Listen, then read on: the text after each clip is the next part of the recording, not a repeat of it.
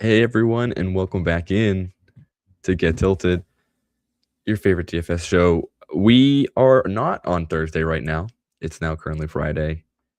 Something out there decided that we weren't supposed to record yesterday, go live yesterday. So many things happened between myself and Tim off the screen. So we're here today, Friday, and we are still going to go through the main slate. So let's waste no time and get to the show.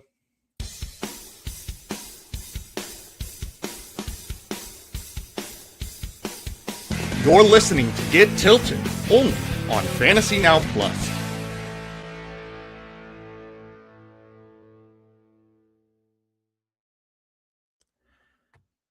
Wow, we are back with another wonderful episode for you.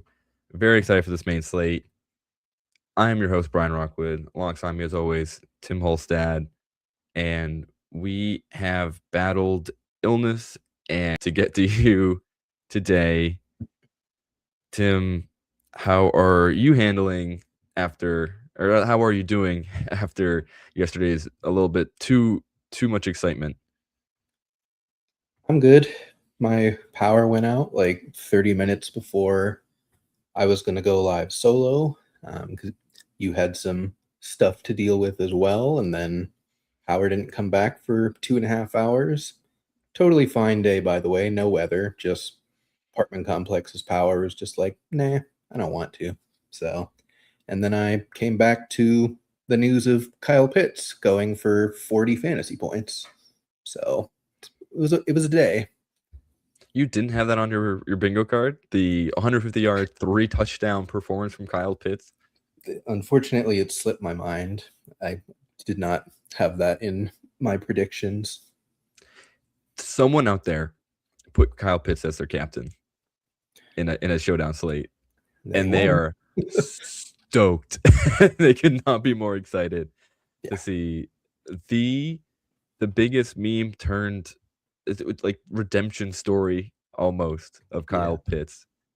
And it couldn't have come at a more inopportune time for Mike Evans' return in the hope of the Bucs to make the playoffs. I honestly cannot believe the fantasy playoffs started in such this like absolutely absurd way. Truly. Between Kyle Pitts' breakout game, Kirk Cousins somehow turning back the clock for 10 years, Mike Evans not missing a step, not even a little bit, just a massive game from him. And then Baker looking competent again. Just a great game if you had pieces of it not named the Tampa Bay Buccaneers defense or the Atlanta Falcons defense at least. But or Bucky Irving. Or Bucky Irving. Devin Culp managers, raise your hand. It's your time. Now is the time to say I told you so. Disgusting. Yeah. Just, yeah. And of course, right when the best ball playoffs start and right when your fantasy playoffs start. So you're kind of in a position already of like, if you have Kyle Pitts, you're going to do well and you're going to advance your playoff teams. And if you don't have Kyle Pitts, you better hope someone else scores 40. Someone as unique as Kyle Pitts to drop 40, honestly, because you can still believe that CMC or Jahmyr Gibbs, like they are more normal people to put up a billion points. I don't think I don't even have the stats in front of me. I don't even know what tight end he was for fantasy or even best ball. Like T maybe top 10 on the season randomly. Probably like back end. So he was probably a tight end one at least, somewhere in the top 12. But he was not like that. Just amazing. What a wonderful little sport that we follow, this NFL. But that's in the past. That's old news, because we're going to try to find a way to best everyone else in our DFS slates this weekend. And without further ado, I believe we can start talking about some of these football games. Anything else, Tim, before we get going? No, let's get into it. Alrighty. As always, we're going to jump through the main slate game by game. And I am so excited to click on this first one because I think this defense, we talked about it last week, how defenses are going to be kind of really important the next few weeks, especially for getting a lot of points. Yep. This Jacksonville defense is about to crush. Yeah. Unfortunately, this poor man is going to have to figure it out against the AFC South division leaders at the moment. Yeah. Unfortunately, it's not going to work out. Pretty confidently can say that. You know, I don't think you play any Jets, just flat out. The value receivers are dead. Brees Hall's dead. Just completely wipe them from even the concept of a thought and look at Jaguars only in this game. Yeah, the problem, or I should say, before we get to the bad parts, the good part about Brady Cook is he helped Luther Burden become a pretty relevant draft pick in I think Luther Burden helped him. We'll never know for sure, right? But I couldn't agree more. There's just, when you have a quarterback, third string quarterback, who wasn't really good, like great in college, is now up against one of the better defenses right now. This is a horrible time to try and find value from the Jets players. So, Adonai Mitchell, I hope you played him that 1 week because, like you said, gone, just deleted. Mechie, deleted. And that was it. I don't think you're playing the other players. Isaiah Williams ran a touchdown last week. That was cool. Mm-hmm. Don't chase that. Mason Taylor's out, so you can't even play a tight end. And now we get to find out who their backup tight end is. Is this Nick Muse? We learned a new name today. Yeah. If even Ruckert is like, no thanks. Yeah. Hate to see it. So truly and literally do not play a single Jet player. Nope. On the other side, I guess we'll start with the quarterback. You can play Trevor Lawrence if you want to. I think it's a pretty good matchup. Yep. I don't think they're gonna go too run heavy. Like, I'm sure they will run a lot and it will be successful, but I don't think they're just going to turtle up and give Travis Etienne 35 touches in this game and Lawrence drops back to pass 15 times. I think it's a bit more balanced than that. So 5,700, he's rushing more. I think perfectly fine to stick in there in the lower end of quarterback spectrum. And he's been pretty solid. You know, he's not going to burn you. So definitely feel confident in this. And while I do think a little bit they will run the ball, I think Lawrence will probably be a part of that. Like, I'm not too discouraged that much. To your point, Travis Etienne, to me, I feel like he's a pretty strong play. A little expensive at 6,500, but that's fine because the Jets just don't have anything going for them. Like, truly. Yep. The positives are very, very small. Yep. I think you can play Tootin as well. He got game scripted out last week and he fumbled on his first or second touch and just didn't play for the rest of the game. But if you look at his explosive weeks, the last few weeks, it's been in blowout wins where they just kind of stop giving ETN the ball at certain points and they focus more on Tootin. So he's got big game explosion, got that 4.3 speed. It's not the prettiest play, but if you read my values article, it came out on the site yesterday, there's just nothing. Like, under 5K, it's a barren wasteland. So Tootin's one of those players that he at least has the athleticism and the traits to get you there. The touches are not projectable, but it's hard to find anything projectable under 5K these days. Yeah, and with this offense in general, they're kind of humming at the moment, which is great. Yeah. And it does seem like a time where they want to get Tootin the ball just to continue to work him in and save Etienne, because this team is probably going to the playoffs. They're like pretty, I don't want to say locked in, because you never know with Old Man Rivers leading the Colts back. We'll talk about it in a little bit. Goodness. But yeah, I want to point out I just want to put LaQuince Allen's name on the screen so that way when he eventually somehow steals a red zone carry and he scores, we can say we mentioned it. Yeah. He's on the radar. And we can say not a full I told you so, but was definitely a player I was kind of excited about coming out of college because he seemed pretty interesting for his skill set. He's kind of a bigger dude, and at a running back, he can kind of do some fun things, but it just hasn't panned out because ETN's good and Bashal Tutin's really fast. So he's just sitting there as a pass blocker and a special teams guy. Yep. Quick on the wideouts, probably good for all of them. Like, just depends on how you want to do your build. Parker Washington's probably not playing. Yeah. So Myers, Thomas Jr. Yep. Shockingly, pretty easy to focus on them. And, yes, Tim Patrick's probably going to get some playing time and a few targets, but it's easy to just lock in on the top two guys and kind of be done with the Jaguars and say, hey, one of them's getting there. If you want to double stack, you can, but it's certainly a thinner bet that that's how the Jaguars win, is by multiple deep passing touchdowns. But it's an angle you can play for sure, probably in larger field contests. For tight end, Bretton Strange, and that's it. Yep. Sounds good. He was a little disappointing last week. I don't think this should discourage you. He still has 6 targets. Yeah. He's still very much an option that Trevor Lawrence likes. He probably isn't someone I'm going to play this week only because I like a couple tight ends playing the Bengals instead. Yeah. So, not a worry. Yeah. He's a little pricey. Like 4,200 is not like absurd, but it is a little like, there's better plays cheaper anyways. So probably just won't get there. From a pure ownership standpoint, that would probably be his biggest, I guess, boon, is that he might not be well owned or highly rostered due to the fact there's a lot of other tight ends that I know we like more. I'm going to say we like more because he's good.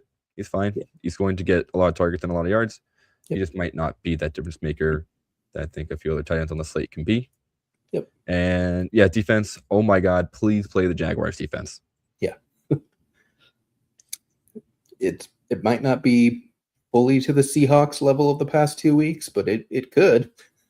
I mean, we're talking about a undrafted rookie quarterback that's already on the worst offense in football.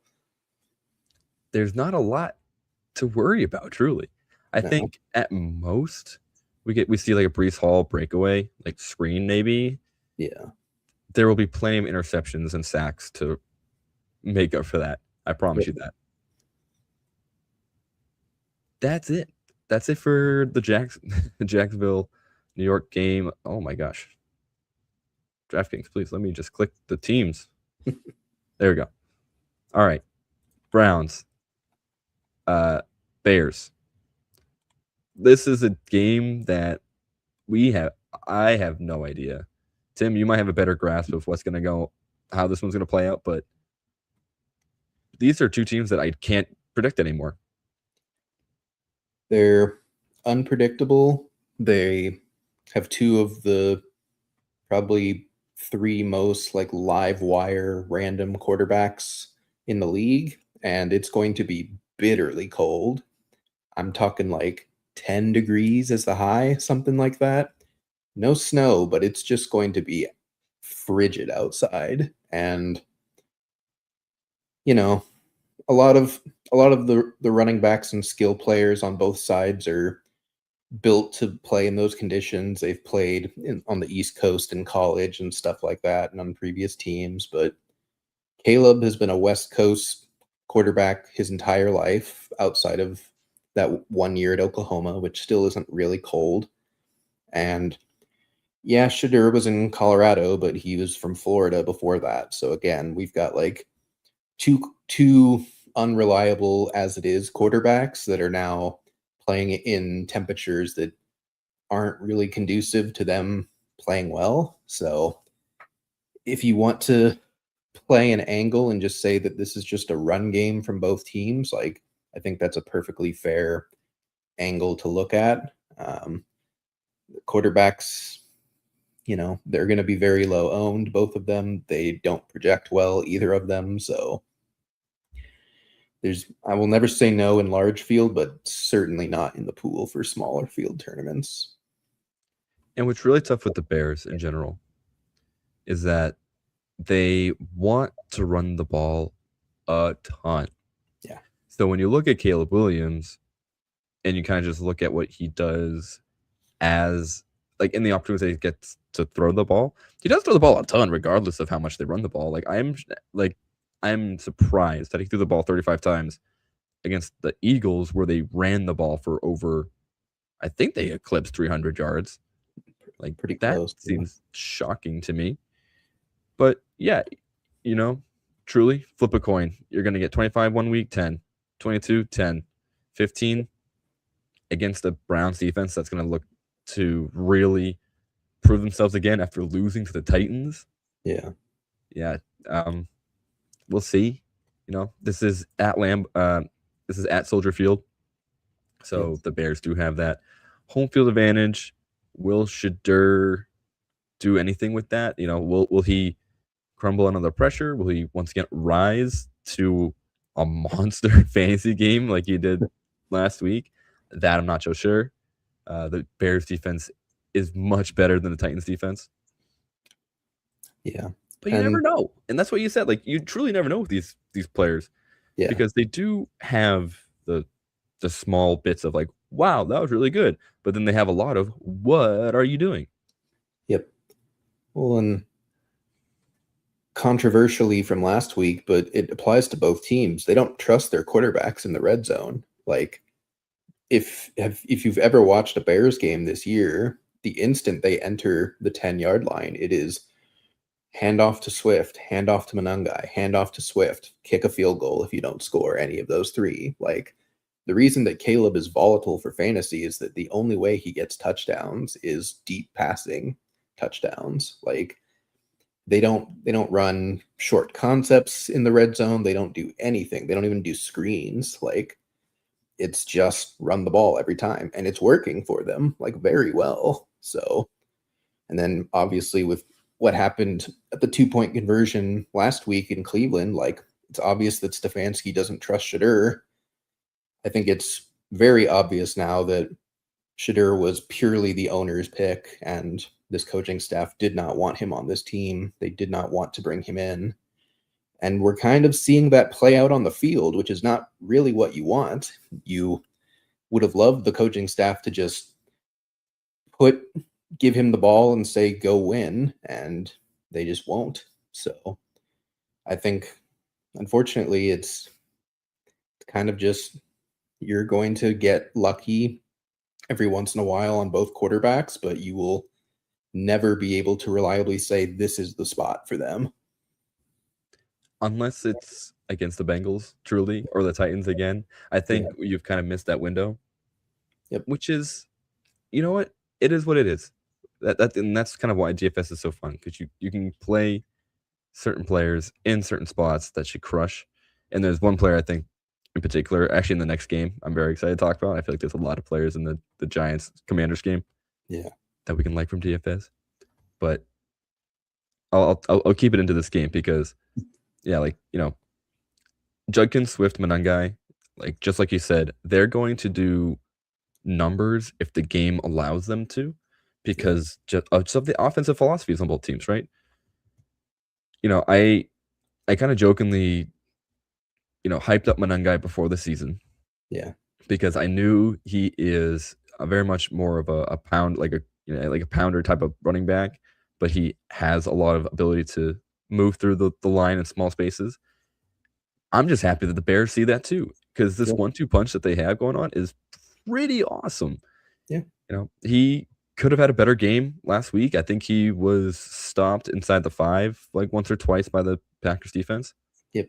So I'm not scared to play either Swift or Monangai against the Browns like I would have been previously. Yeah. Tony Pollard ripped off 100 yards against this team. Yeah, almost 200.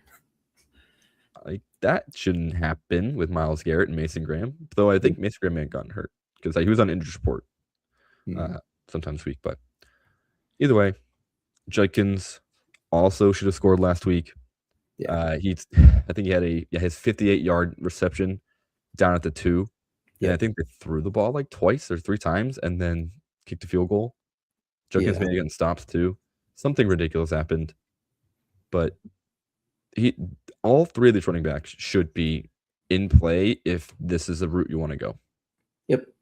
They're all semi-touchdown dependent, but they're all cheap enough where that's fine. Like basically everyone at their price tags is touchdown dependent. So I think this is as good a game as any to make that bet and expect that, again, as we said, they're probably not putting it in either quarterback's hands in the red zone. So it's just how many times do they get to the red zone? I would like to say a bunch, but it will be a tough game because it's going to be cold, because it's at Soldier Field. We'll see how it all goes. Yep. Now, unfortunately, this is the column I don't care for. I No. don't know if I'm playing any wide receivers in this game.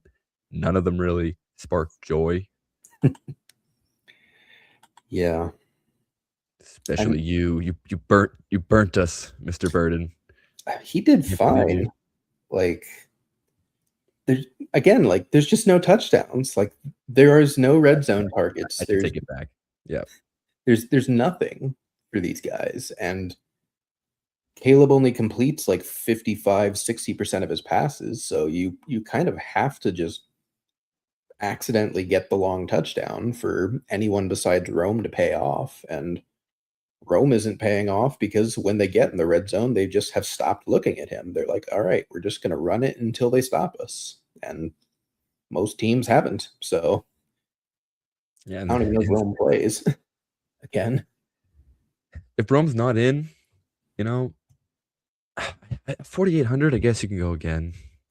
I guess you can re-roll. He's fine. 11 points isn't that bad.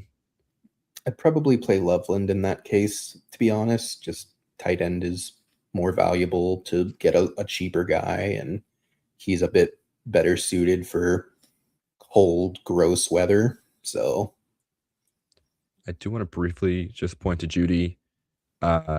If you do a quick number crunch, his entire production came on that 160-yard touchdown. Yeah. Do we care? I'm a little out. He's not cheap enough to care.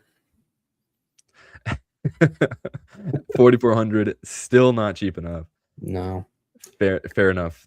Because it's just going to be 6 targets, 3 catches, and either 18 yards or 80 yards, and you're never going to know which one. And against this good Bears passing defense, I'm a little worried it's going to be the 16 or the 18 option. Yep. Okay, let me get out of here because I do like these top 2 guys, the rookies, Fannin Jr., Colson Loveland. Awesome. I do think Fannin probably is the wide receiver 1 on this team. Yep. And I think he's someone that you can certainly feel good just plugging and playing. Yeah. He is completely different with Shadur. He gets much more valuable looks. He gets way more looks. Like he's way too cheap at 4K. He's probably going to be the chalk tight end on the week for cash and for a lot of smaller field stuff. So he might make our lineup. Spoiler, I'm not sure yet. We'll see how it fits, but he's probably who I'm going to suggest for it. And I don't really care about game conditions. He is basically game script proof because they just always throw him the ball. Because he's just a Madden player. He's just a Madden creative player. He's just a freak athlete that does cool stuff. Yeah. He's just a quick fun fact.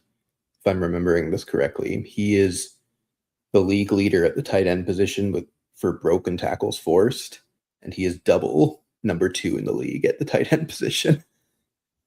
Stupid.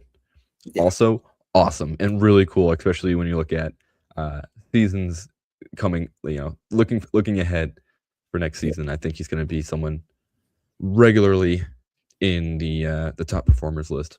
Yep.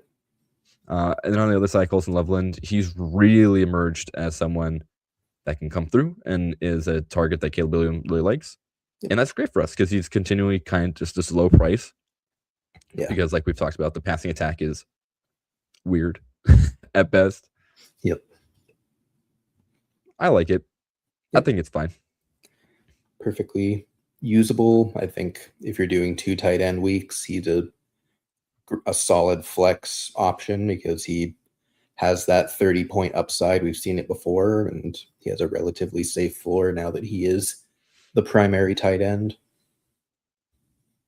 He's gonna be great. And yeah, I think the seeing, like, I don't have the snap percentages in front of me, but it at least vibes based. It feels like Loveland's very much now leading that room in snaps and playing time. Yep. Which is good. Top 10 draft pick. So kind of have to get him onto the field, right? Yeah. In defenses, I would actually rather not. I don't, because of the sheer volatility of both quarterbacks, I almost am not excited to play either defense. I could see it, but at the same time, the volatility also opens you up to a 3 interception type of game if things are just going the wrong way for either team, really. So I can see it.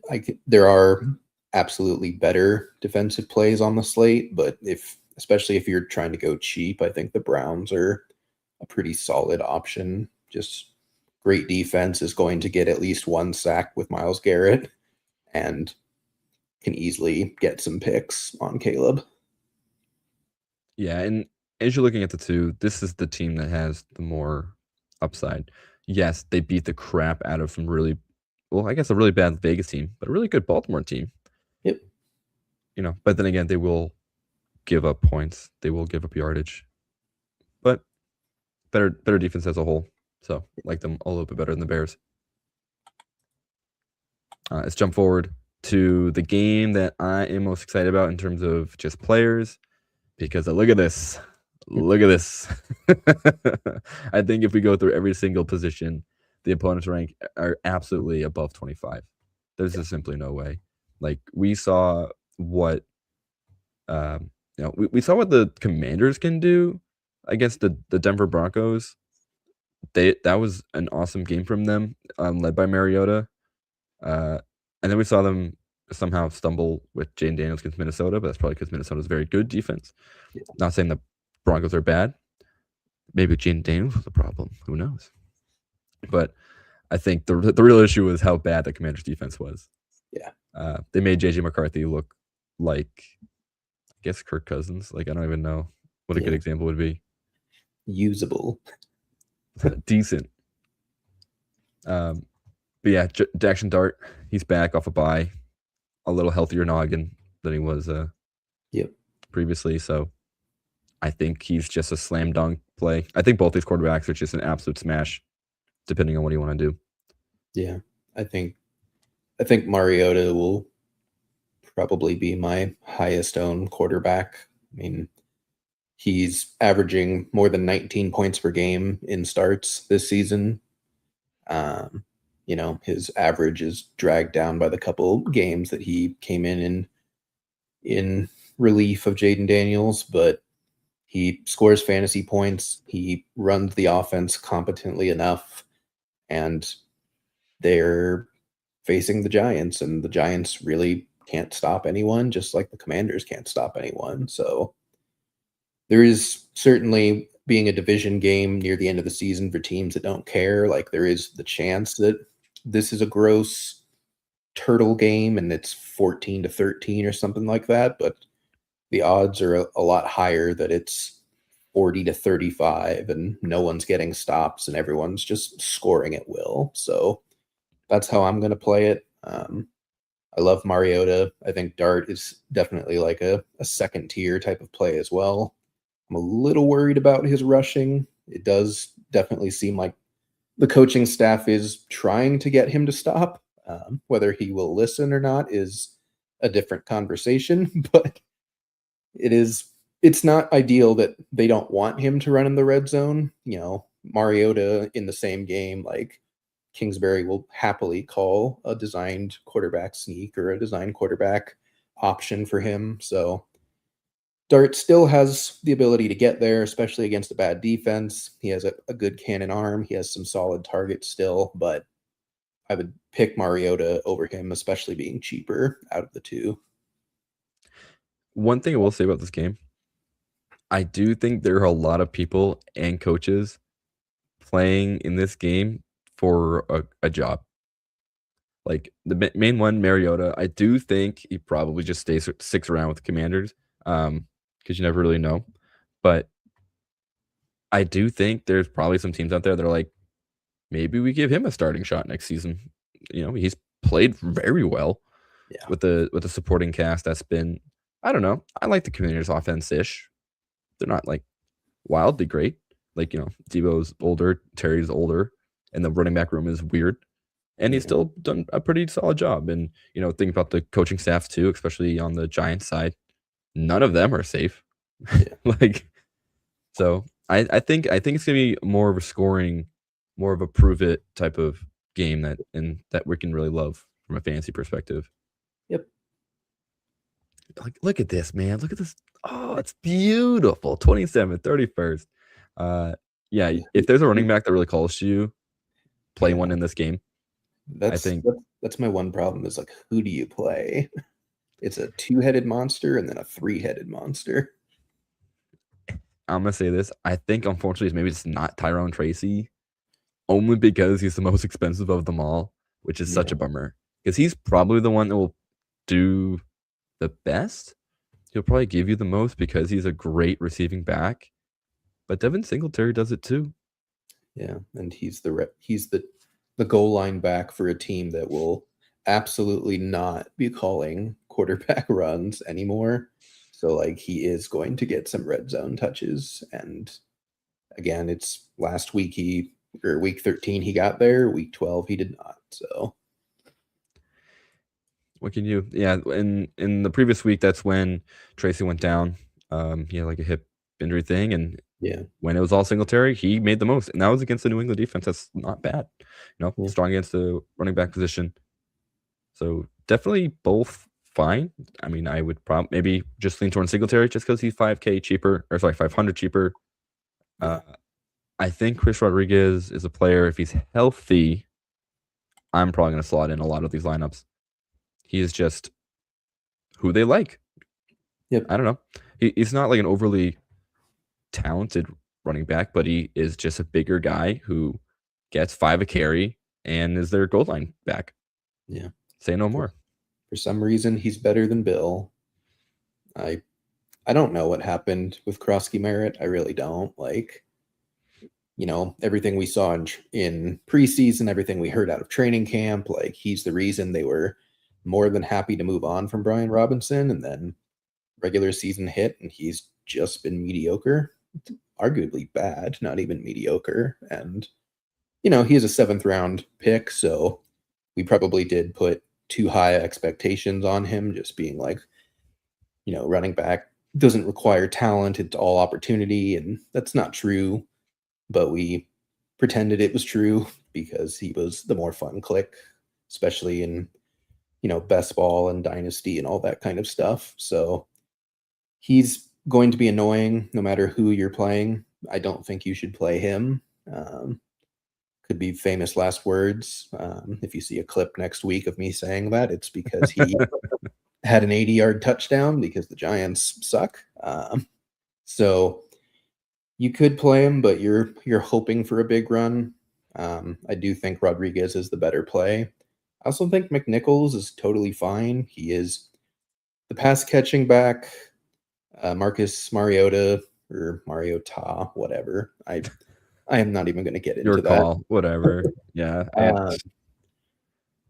He throws to the running back more than Jaden Daniels does. So there is, again, he's got a relatively okay-ish floor of targets, and the ceiling is there against a bad defense. So you could really argue any of these three, which is why I'm like not sure if I'm going to play any of those three, because there's so many outs to any one of them being the one, and there's also outs to none of them being the one, and it's just they just didn't get there on the ground, or they get there by aggregate. No one smashes. We just got to hope that things boil down the way we want them to. I don't know. Yep. In this type of game, that's just is what it is. Yeah, and in DFS, that's how you play it. You play like you're right because we can't account for almost anything really. Like everything is just projection and vibes, and there's really nothing that we can control. So if you're going to play it like it's right, and if it is right, then you win a lot of money. So Nothing better than that. Nothing better than that. Wide receiver position. This is the one where I think it starts to determine who you're playing as quarterback. yep. Who do you believe in more? Wan'Dale Robinson or Terry McLaurin? Like, that is the question you're gonna have to ask yourself in this game. Do you have a preference? I mean, my answer is both. Like, we've just spent like 10 minutes on how bad these defenses are and how beatable both of them are. Like, I think there's a perfectly conceivable world where you're playing the top 4 receivers of this game and building in some expensive pieces around that from other games. Like, I think Wan'Dale has a higher target floor, but Terry McLaurin has a better big play potential. Debo can always just Debo any given game. He can also just not. And that makes him slightly less attractive, but I would put him in the same category as Darius Slayton, who can either give you 4 or he can give you 28. So I think all 4 of the top options are in play, but I would say Wan'Dale and McLaurin are certainly my 2 highest priorities. Yeah. I just think, like, both of these players, to be honest with you, like with Wan'Dale, Terry, and Slayton, they all kind of came off games. Well, maybe not Slayton because he caught a long touchdown against New England. They're kind of coming off games that aren't the most inspiring. Yeah. But I think, like, this is just a matchup where you just don't care. Yep. And honestly, playing both seems pretty good. Like, it lets you spend up anywhere else. So, tight end, Theo Johnson. Okay, seems all right. I have another fun stat for you on Theo Johnson. Starts with Jackson Dart. He is averaging more than 6 targets per game. Starts without Jackson Dart. He is averaging 3.8 targets per game. Jackson Dart loves this guy. Huh. Okay. He feeds him to, like, if every double-digit game you look at in the game log is pretty much from Jackson Dart. And everything that's not is pretty much Jameis or Russell. So he's probably not going to give you 30, but he absolutely could just give you a nice cheap 15 for 3,500. And that was week 5 when he caught 2 touchdowns? Yeah, I don't know if that's happening again, but it's not out of the realm of possibility because they like him in both red zone and in deep shots. He has had I wanted to, like, write this down so I can go back and look at it because it feels like he's one of the receivers on this team that gets, like, shots like over 20 air yards regularly. Yeah, which and a lot of goal line shots because Wan'Dale is 5'9". No, but he's really quick though. Trust me. Give him just like 8 more targets. Yeah. Yeah, I don't know. This is the play, man. This is the one. Get excited. Ben Sinnott. It's his time. This is his Trey McBride ascension game. Loading. If for those who are listening in who don't really know why I'm excited about Ben Sinnott, this is like one of the dynasty draft darlings that a lot of folks who are too plugged in really liked out of college. Super athletic dude. He went to Kansas State, and I think he was second or third round pick. Second, yeah. So you don't really draft a tight end in the second round if you don't use them, unless of course you're stuck behind Zach Ertz for whatever reason. Yeah, twice. we have 2 nickels. But it's so weird that it's happened twice. Truly, like, and honestly, I guess we'll do a little more history, then I'll stop because we have so many more games to look into. Trey McBride was stuck behind Zach Ertz as a second-round pick over in the Cardinals. He gets hurt. Trey McBride's now who he is today. Yep. Ben Sinnott, this is your time to shine again. At 2,700, like this is pure punt. Believe it. Just go for it. Hopefully he finds a way because all he has to do is out-snap John Bates. Yeah. Who is a run blocking dude. He is not really catching passes. Yep. I'll say this, if it doesn't happen now, it probably will never happen for him, but everything is lined up for him to get the opportunity to do so, and the other healthy weapons probably helps him more than anything. So yeah, I think he's a viable punt, and there's very few of those out there. So definitely have him in your player pool for this week. Be a part of history. Cue up Ben Sinnott. Call your senator. Don't play defense. No. Don't play these defenses. Nope. All right. Battle for the AFC North. Baltimore Ravens, Cincinnati Bengals. Goodness gracious, what do you do here? Because like you can play either QB. They have a really good shot of being the week winning QB, and they also have the chance to just fall flat on their face.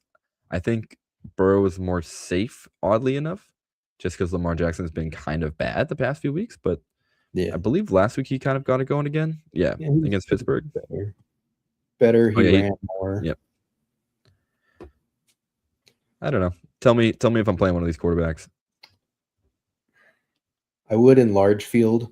I mean, both of them have the upside to win the Millie Maker if it's just that week. But if you're playing in smaller tournaments or playing cash, I have no interest in either of them really.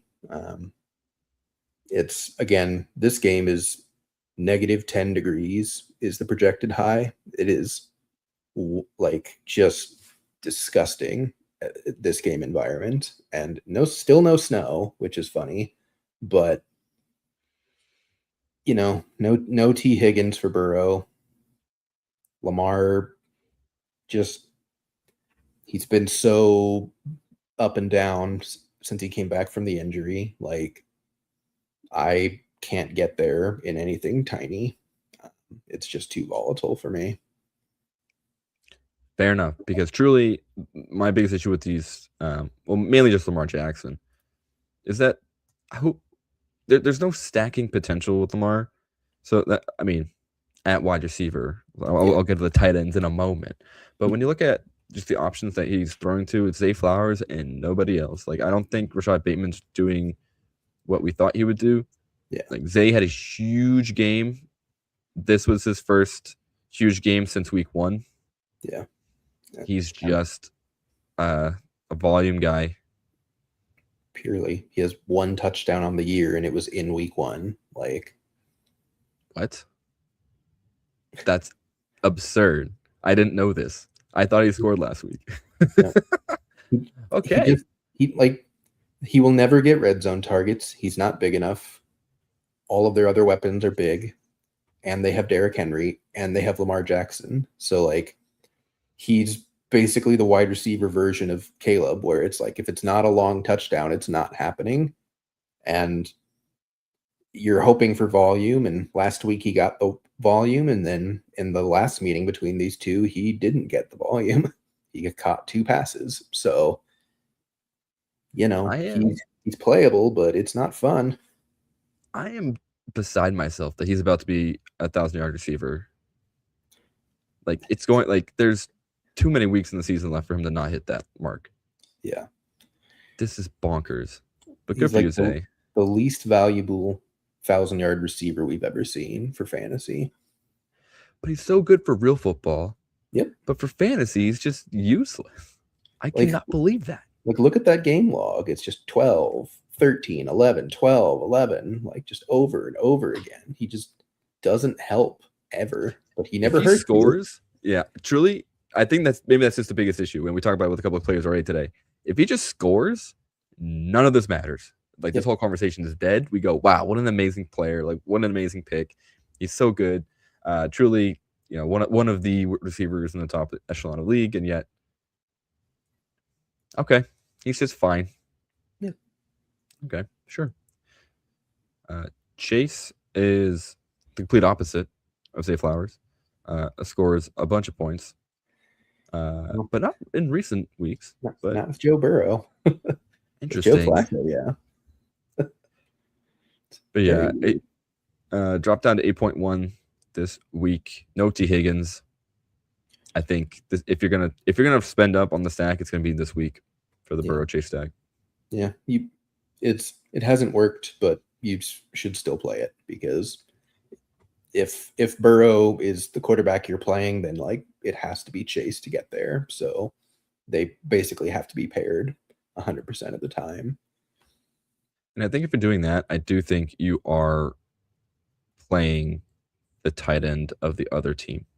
I think you're playing Likely, and I think you're playing Andrews to really lock in this game, because it's going to be a bunch of points regardless of the temperature. Like I know that for a fact, and this is, and to me, this is the tight end I'm going to play this week.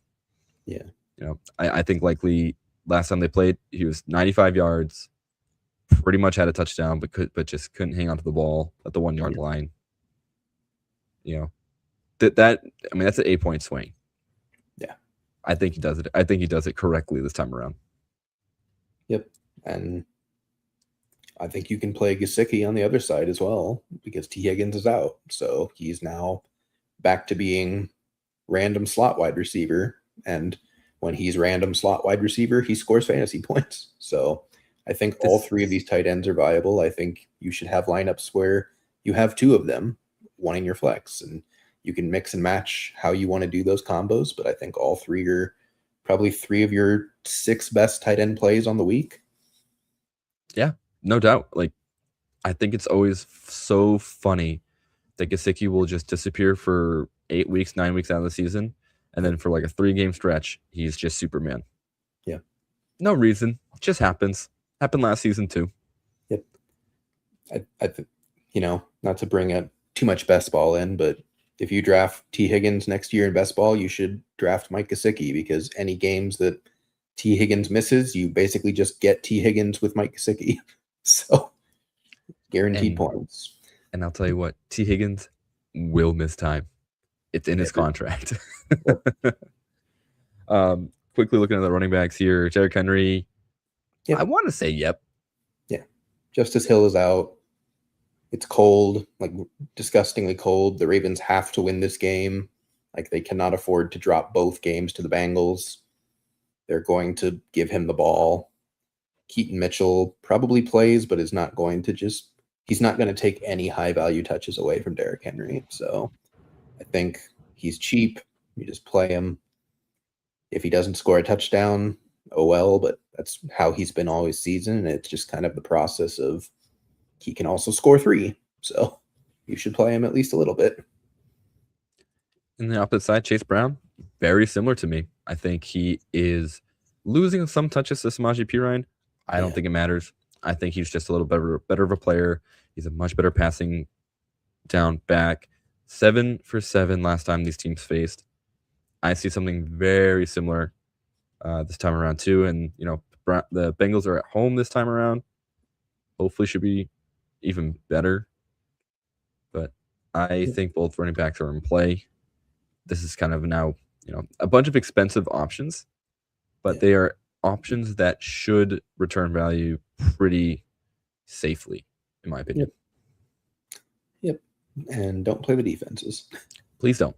Certainly not Bengals. Though the Bengals defense last time were a little cheeky. They were a nice little surprise 12 points. I don't think we get that again.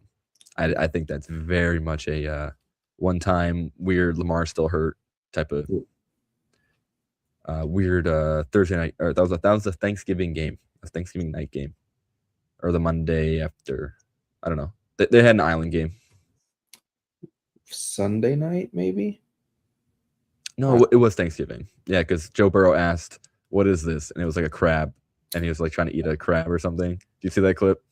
Yeah. because they were in Baltimore, and so they were trying to add some, the Maryland flair to the Thanksgiving post game, Yeah. and so he was like, "What is this?" And they're like, "It's a hard shell crab. Don't eat that." That's All right. right. Because usually it's the Lions, the Cowboys, and who's the third team that's always Thanksgiving?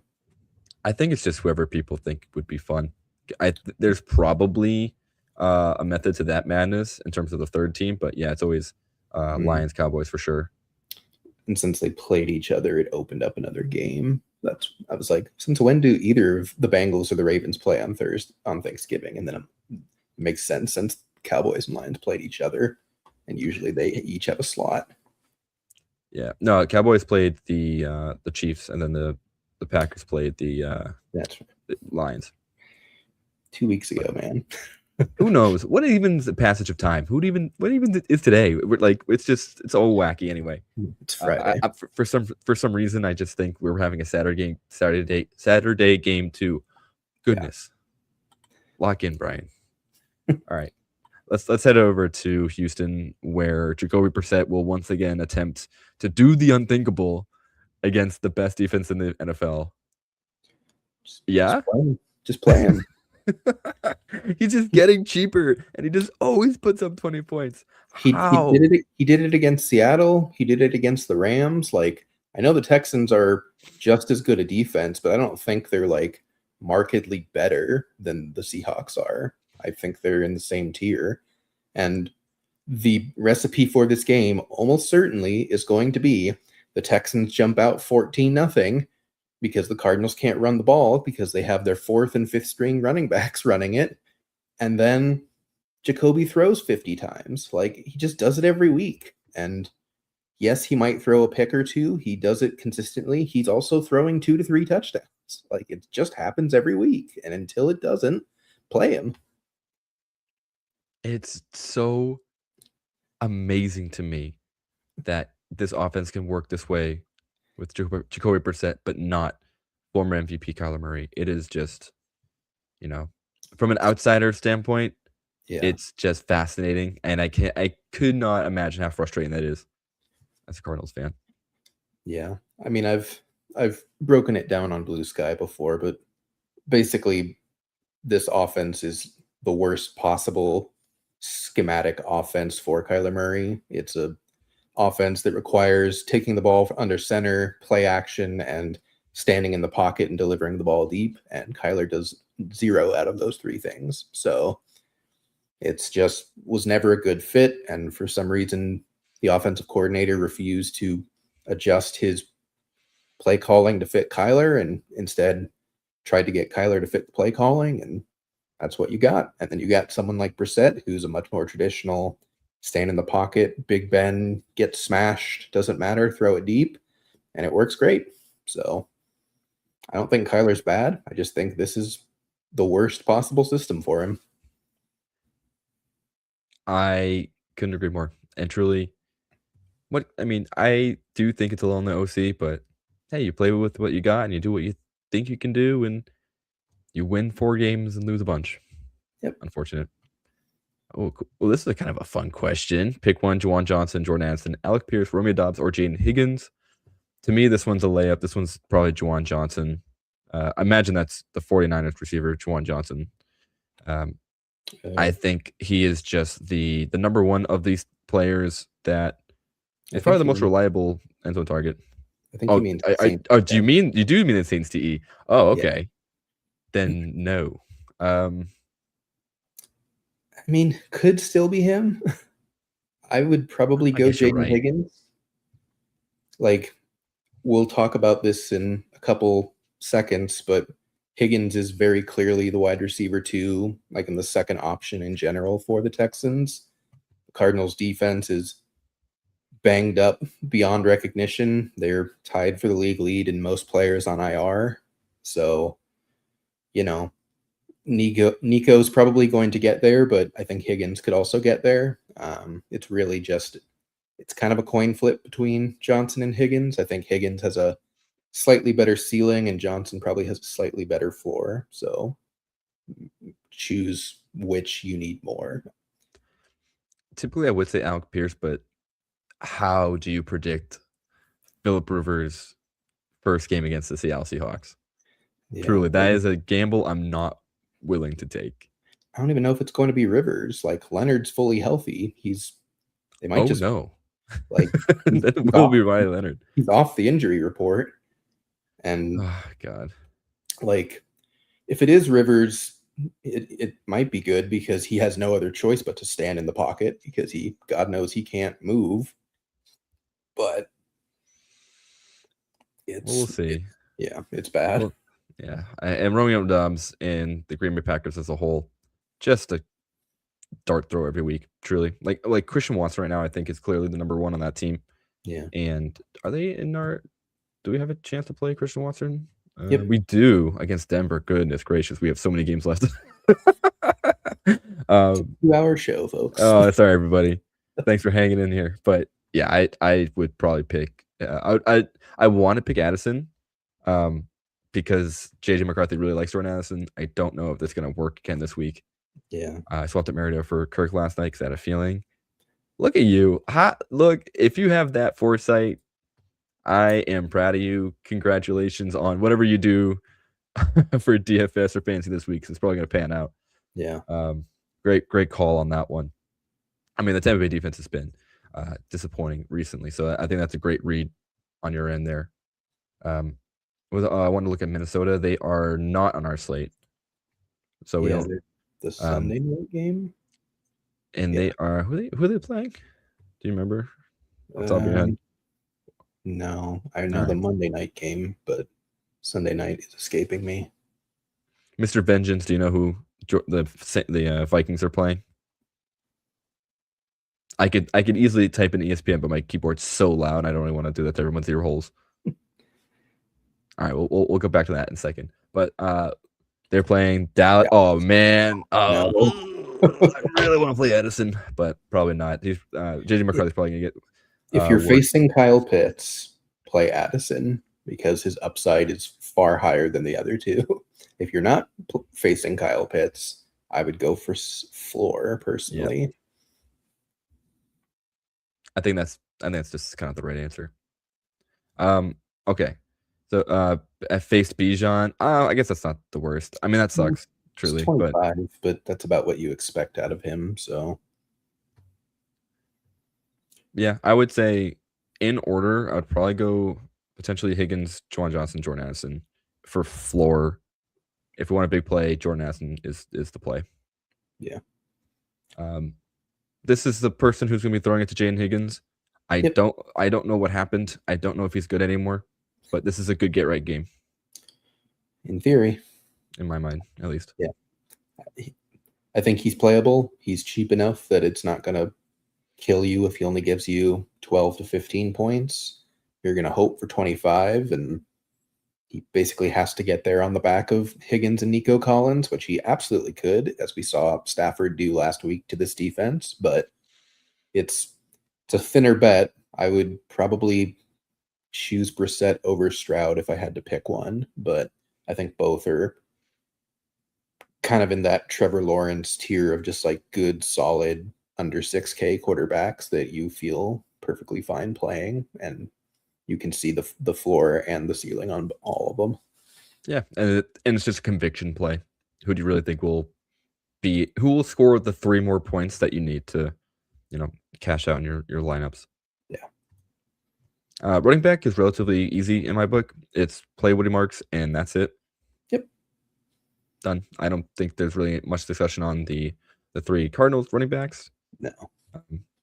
Because mainly the wide receivers are the ones we want to talk about the most. And they are finally put some respect on Michael Wilson's name. He's now 6.6. Wow. What is this, man?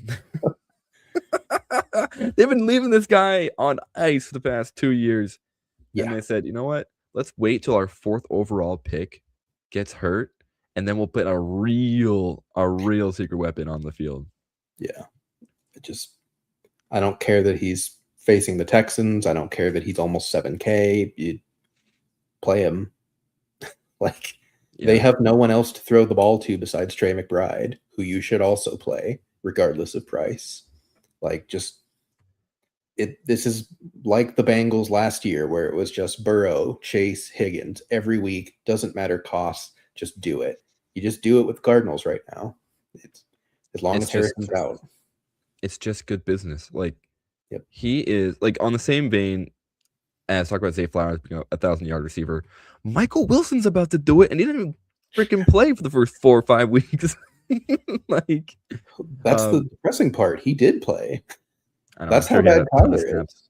That's how bad Kyler is in this offense. Like he has been the wide receiver 2 all year. He runs 80+% of the snaps every game.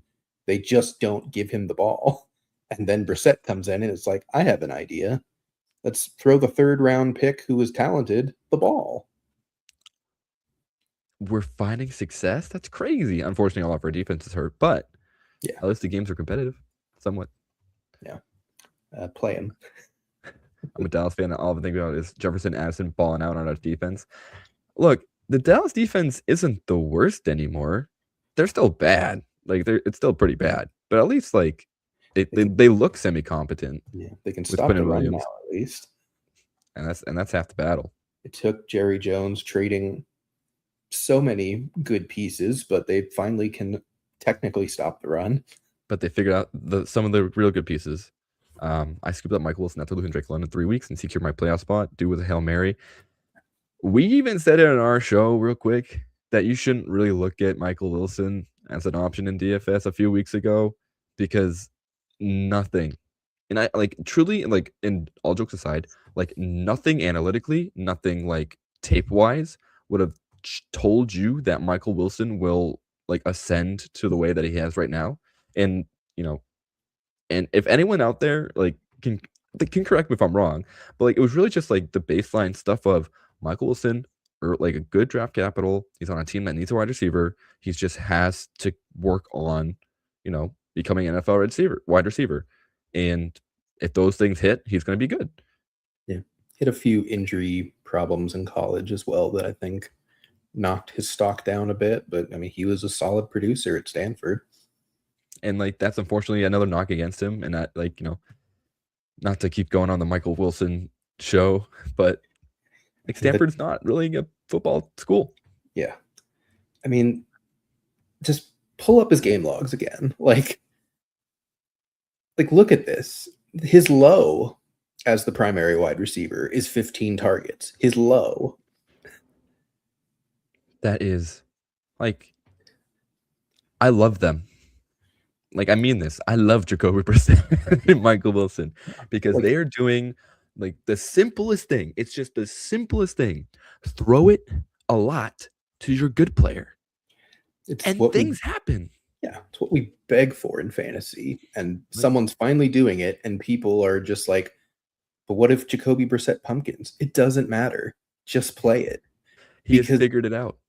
Even if he pumpkins, he's still throwing the ball 12 to 15 times a game to Michael Wilson.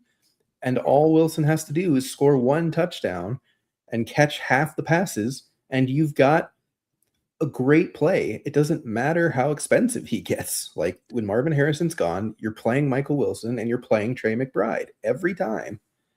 Like, look, if he scores, all right, we're going to spend the next half an hour talking about Mike Wilson because it's truly the most fascinating and interesting thing that happened in fantasy in so long. Because look, if this dude scores in any of these games, that's like he had like 40 points almost in like 3 games. I don't know. I can't play him. Just play him. It's just insane. He is the wide receiver 1 overall since Marvin Harrison has missed games. He is putting JSN to shame. He is putting Puka to shame. He's putting Chase to shame. Just all trash. Michael Wilson, top 5 receiver, and he's not 2, 3, 4, or 5. Yep. Nico Collins on the other side of the field. Play him. I don't know. He just seems fine. Like, I think he's a little. I mean, it's not too bad, but it actually might be tough for me to play him. Just because there's some other more fun options. Yeah, he's a good play, but I do have a fun stat. Shout out to JM to win. He's one of the best DFS players out there. Said this on his show with Pete Overzet earlier today. In 20 games in the last 2 years, out of division, Nico Collins has scored over 20 points twice. In 12 games in division in the past 2 years, he's scored over 20 games 9 times at a 75% clip. Wow. So it's an out of division game, but it might be one of the few where it's like, it's the defense is so bad that I'm for it. And look, the Texans need to win this game. So I'm imagining an offensive plan that says put up a lot of points and a lot of points fast. Yep. Because we are in the hunt to get the playoff spot, but we are still behind a couple of good teams. Yeah. And they can't turtle against this team because the Cardinals will just keep throwing. So there's, even if they get up early, like there's still plenty of opportunity that they just have to keep passing to stay ahead. So I don't think there's as low a floor as you might expect for Nico. For sure. And I wanted to talk about running backs, but I do want to talk about Jaden Higgins real quick because I think he will be involved in this game. Not as exciting of numbers as Nico or Michael Wilson, but hey, look, he's 4,200. Yep. He's gonna get 5 targets. He's probably gonna get close to 7 or 8. Yeah. I think that's all you really need for a player this cheap to return on value. Yep. Touchdown upside too. So yeah, love that. Woody Marks, play him if you are looking for like that kind of second tier running back. In my mind, I think if Nick Chubb, I believe, is still hurt. Yeah, he's out. Yeah, he's out. I don't think he's gonna get vultured by Dare Ogunbowale again. So, but yeah. So I think he should still be pretty solid. Yep. That's it. I don't think it. Oh well. All right. Let's see how much he costs. Only 7,400. Play him. Slot him in. I mean, he still had 9 targets last week. So dumb, dude. It's so dumb. All right. He's just a wide receiver 1 at tight end, so just play him. Yep. I think the Dalton Schultz magic run is over. CJ Stroud just doesn't care about him. Yeah. This was a weird game though, because this was also Stroud, I'm pretty sure. Yeah. So whatever. He's a coin flip, but he's kind of expensive, so meh. No, moving on. Defense, don't actually. I'm gonna say don't play the Texans defense. They could still get turnovers, but like it probably would be similar to what the Rams did to them last week, where it was like they gave up 17 points and it wasn't really anything special, but it wasn't bad either. It's just a lot to pay for to just be okay. Yeah, I just like some defenses better that are around the same price. All right, let's talk about this game where I'm not sure how many pieces I actually want just due to price, but LA Chargers, Kansas City Chiefs. Chiefs fighting for their lives in a playoff scenario. Mahomes has generally been good, but I don't know if I care enough to play Mahomes. I don't know. This whole season's just like the most baffling season I've ever watched. For any franchise, really. To be like, what, 4 Super Bowls made in a row, and then to just decide, nah, let's put it on the back of Kareem Hunt this year. That sounds like a good idea. Roster building 101, man. Yeah, like he had a hot start. He can still get you there, but he's pricey and he's not guaranteed to get you there. So to me, it's the same as playing Joe Burrow or Lamar Jackson. Upside galore, but downside is definitely there. And to me, it's all about who you want to stack with. Like, do you believe in Rashee Rice? Do you believe in Travis Kelce? Yeah, I don't know. Just make your call. I think that whole stack would be probably too expensive to be worth it. Yeah. But we'll see in a second. Because actually, I totally glanced over all the Chiefs this week when I was going to make my own lineup. Because I'm not compelled to root for the Chiefs. But they have no interest in trying still being at like a 30% chance to make the playoffs, they look like they have no interest in winning a game. You hate to see it. Herbert, I don't know. He's got his broken arm still. Yeah. So a lot of Hampton, a lot of Vidal. Yeah. I mean, if you look at his last 3 games, passing wise, it's less than 200 yards in all 3 of them. He's been awful. They're somehow winning despite all that, but he's bad. He's injured. That line is decimated beyond recognition of usable bodies, and unfortunately, it kind of takes out all of his weapons as well. Except for the running backs, because Omar and Hampton in his return was good. Not great, but good. Happy about that. I think he'll have a much better opportunity here, though the Chiefs defense is good. The Chiefs defense is also on the field for a billion years. So they're not always playing to their best. And then Vidal, I don't know if I want to play Kamari Vidal. You can. Yeah. They are a little timeshare-y, but I think as this team keeps kind of pressing forward for their playoff bid, I think it'll be a lot more Hampton, and Vidal will be more of a spell. Yeah. I'm just clicking this name. I'm not gonna play Kareem Hunt, but I just want to click because I don't like why? What are we doing here? Like it's baffling. Like we could spend an hour on this. I have no idea what the game. I have no idea how they sit down in a film room every Monday or Tuesday and are like, I have an idea. Kareem Hunt, 30 years old, 2 yards per carry. This is who we build around. Have you considered halfback dive with Kareem Hunt? Maybe. Unbelievable. And then like this is Hurts Pacheco, who's also just been useless, which is a shame. He's done, at least. And then just gone. Yeah. And Brashard Smith is just non-existent. He's going to be my favorite click in Week 18 when the Chiefs are out of it and they have to play all of their bad players or their bench warmers, and I'm going to have so much Brashard Smith in Week 18. Don't sleep on him. He's coming back, baby. Soon enough, sooner or later, you can't escape him. We probably should have known that the running game was doomed when he was the first signing in free agency by the Chiefs. And Mr. Glass himself. And he's suited up 1 game this season. God. We'll always have that magical season with Elijah Mitchell.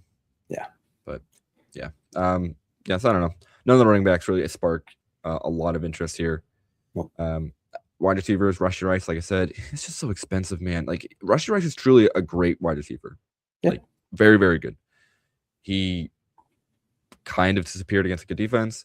I do think he has a chance to come back here. Like, A.J. Brown was great last week against the same Chargers defense. Yeah, I don't know. He's just so expensive. He's definitely someone worth hovering a few times. What do you think? He gets 8+ targets. The Chargers are like a middle of the road type of defense.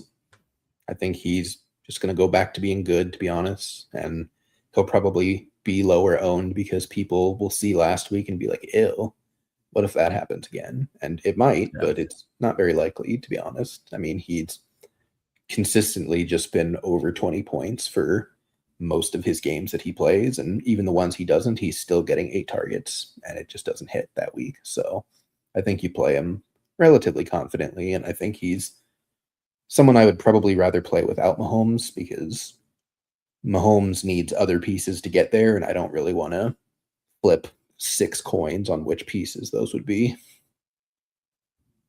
No trust in Noah Gray. Come on, man. Or my boy Xavier Worthy.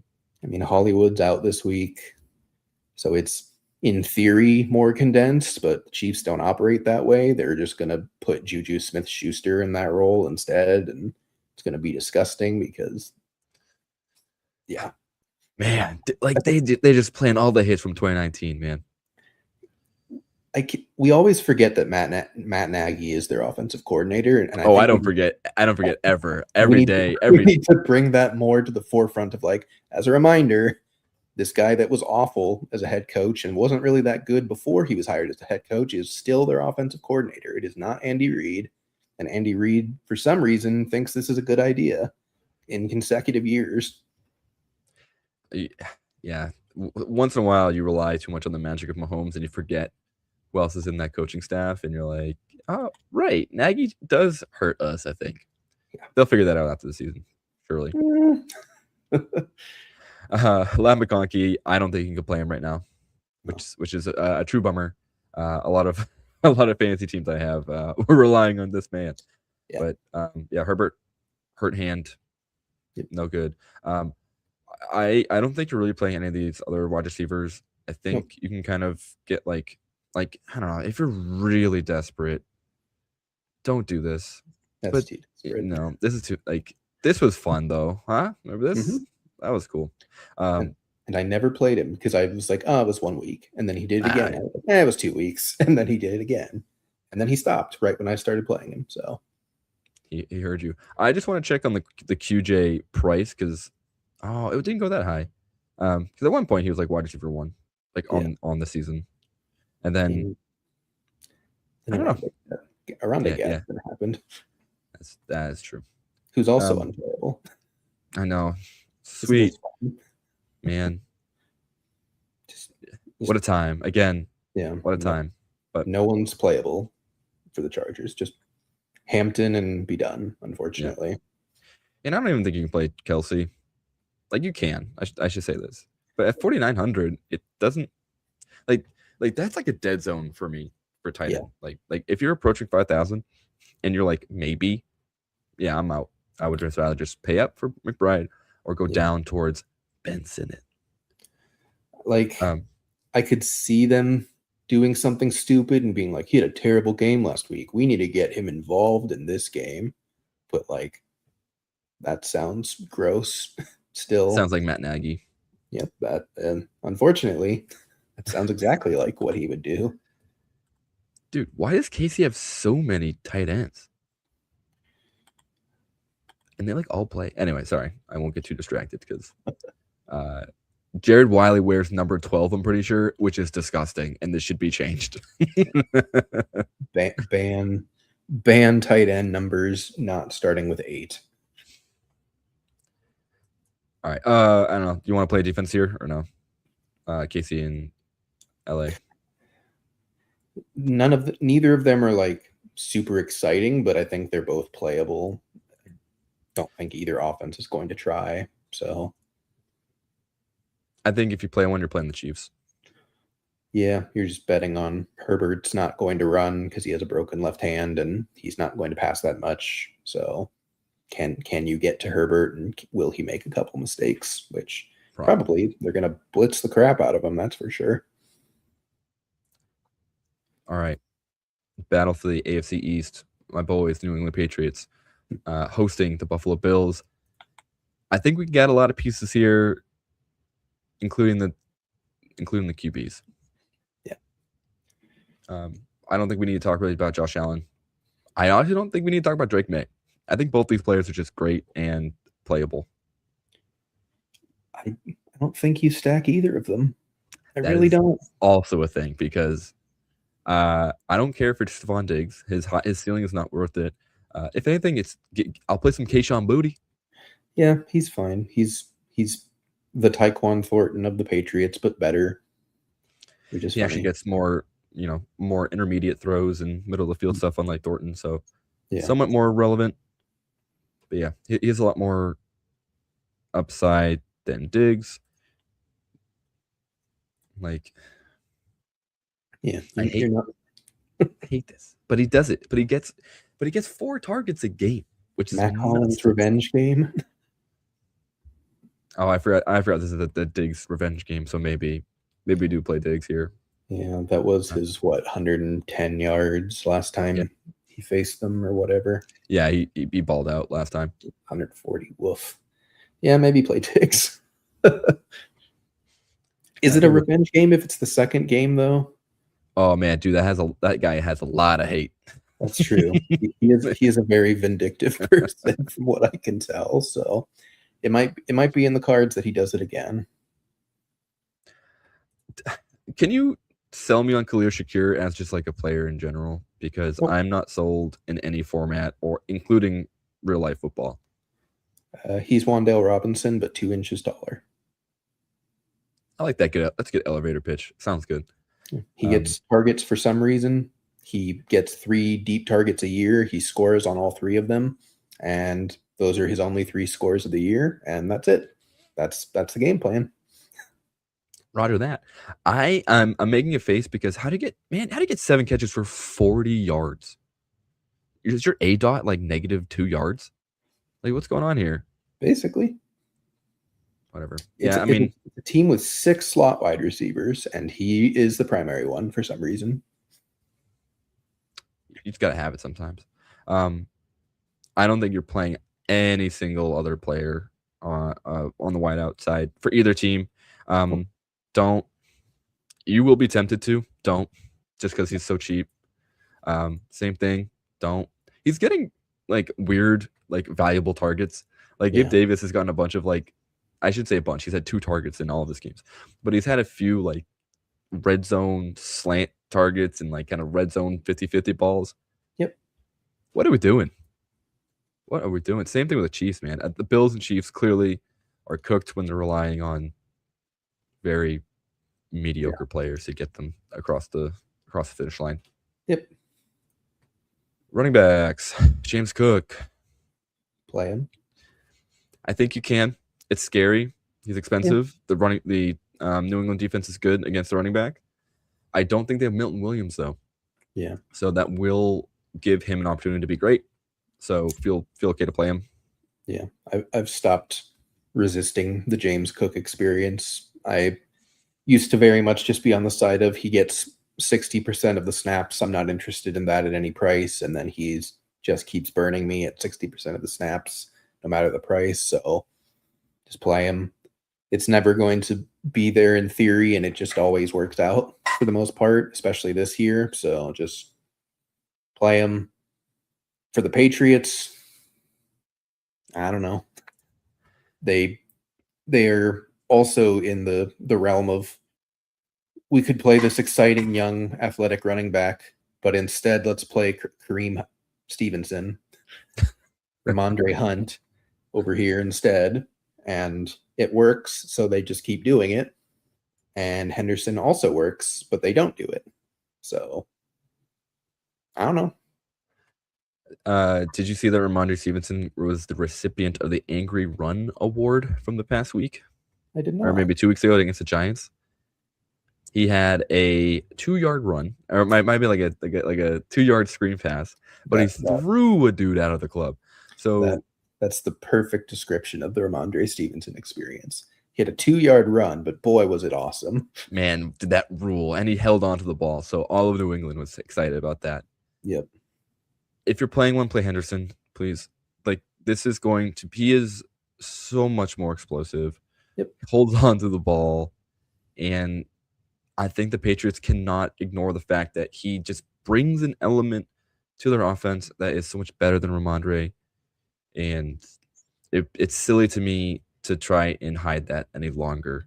So if you want to play one, play Henderson. Yeah. They are off the bye, so there is the chance that they've figured that out after 14 weeks of film. They were like, oh, he's better. So there is the chance that he's a smash play. The Bills' rush defense is terrible, so I do think Henderson's playable, but it's unfortunately way thinner than it should be on paper because Ramondre could just vulture him and keep him off the field too much to matter. So play him, but probably not in small field. He's the perfect millie maker running back for sure. Of just he could get 40 or he could get 10. I just want to real quick see if they have his mustache in this picture. Yeah. Okay. All right. Anyway, watch for him next season when he's back, if he's even on the team. All right. Oh wait, we have more. We have more people to talk about because tight ends exist. Lots of them. Dalton Kincaid, Hunter Henry, Dawson Knox, and we're not playing Jackson Hawes or Austin Hooper. I don't really know if you care outside of the top 2, but these are both playable options here. They're playable, but they're expensive. And if you give me the choice of them or Harold Fannin, I'm just playing Harold Fannin. So. Exactly. You can. Last time they played, Dawson Knox was huge. He was their guy, and I do think Dawson Knox is the wide receiver one-ish on this team. He just commands the targets. Yeah, you said Dawson Knox, but Dalton Kincaid. Oh, Dalton Kincaid. Yeah, yes. Dawson Knox I was like the one that I'm currently looking at that has all the good stats. Yes, Dalton Kincaid. My apologies. All good. It's Friday. Yeah, exactly. Yeah, Hunter Henry. I would rather you didn't. If we're going off the theory that it's a Stephon Diggs game, then it's not going to be a Henry game. So probably not. That's it. I don't think you really want to play either defense. Nope. Yeah. All right. No, that seems awful. All right. Let's play against the defense that we do want to play, and that's Philly as they face off against the Vegas Raiders. Wow. Oh, I mean, this team's going to feast on the Raiders because I think they're playing Pickett. They're definitely playing Pickett. I don't know if I believe the Eagles will put forward enough effort in a regular season game to feast on anything. Unfortunately, they have immediately become the Chiefs of the year before of just, we won the Super Bowl. Now let's do nothing except make the playoffs. And that's what they're doing. They're going to play ugly football. It shouldn't work, and it does most weeks, and it's definitely going to work this week. Who is it? Good question. It's probably Saquon, but it usually hasn't been Saquon this year, so I don't know. I was gonna say, I don't really think it's gonna be Saquon. It's probably just gonna be AJ Brown again until they win a game. Like I don't think they've won the past 3 games after AJ Brown said, "Throw me the ball." Nope. Which is bizarre. But Jalen Hurts has also been like tragically bad. He's just pumpkining. I don't get it. Like, I am not one of those people that thinks he's a bad quarterback. Like, I think he's a top 10-ish quarterback pretty easily, especially with what he does on the ground. Like, that is part of playing the position, and it's something that only one other man on earth can do, and he plays in Buffalo.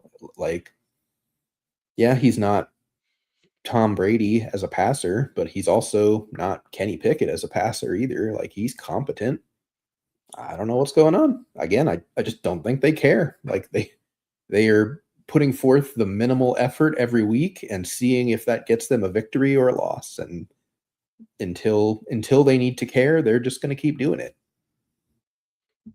I couldn't say it better myself. And it's very obvious on the field too that there's just a lack of urgency across the board. Running back, are you brave enough to play Ashton Genty? Not only brave enough, I think I'm going to play him a lot. I mean, if you look at what the Eagles defense has given up to running backs in the past month or so, they're getting torched by everyone. Like, it doesn't matter the game script, it doesn't matter the opponent or how bad or how good their opponent. That's kind of the benefit of the Eagles just turtling, is like they're not trying on defense either. They're not blowing the tar off anyone. So I think Genty could just easily get there this week, even though it's not a great matchup in most game theory, but he gets targets now. Like, he is very much like the wide receiver 2 behind Brock Bowers, neither of which are wide receivers. So we're doing great. But all he needs is to break one big run, and he's probably going to give you 30. So at 5,800, I would much rather bet on his talent and that one play working than some of these other sub 6K running backs in the slate. So I'm playing a lot of Genty, I think, and a lot of Saquon. You've completely sold me on Ashton Genty. I was worried, and yet, like you just said, running backs have been running all over them, truly, between the Bears tandem, the Chargers tandem. Genty's, I mean, I don't want to be too ambitious, but I do think Genty's probably the best running back out of the 5 players, probably. Yeah. Well, their offense can't really get worse. It's already just terrible. Like, I know that Kenny Pickett's not an upgrade over Geno Smith, but I don't really think he's a downgrade either. I think he's just more of the same. So then it's just a coin flip of, does the Eagles defense try enough? And I am going to pretty comfortably say no, they're not going to. They have yet to this year. You never know. Pickett has played as a starter in many a game, and Pickett revenge game. Oh, now we're talking. Now we're talking. Just gonna go ahead and do that. All right, let's move on. Please God, no. Real quick, last on running backs. I think Barkley's legitimately just unplayable. I mean that in a way that, like, there's been so many games where he should have been better. Yeah. And he just wasn't. Like, this game was saved by his 60-yard touchdown, 50-yard touchdown.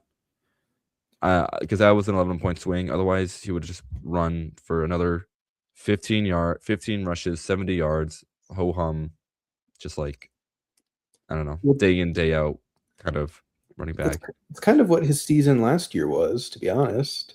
He just did it like 10 times of just, he's fine. And then all of a sudden, 60-yard touchdown. Yay, he got there. But, I mean, he hasn't really dropped off from like an analytical perspective this season. Like, their line is worse for sure, but it's not bad.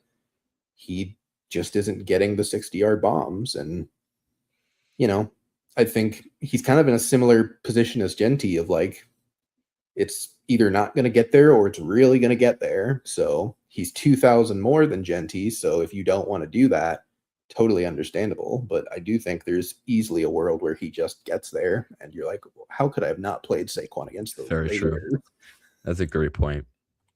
And for what it's worth, you know, the Eagles have been on the wrong side of variance, I feel like, for a lot of this year. So Saquon very much not someone avoiding that either.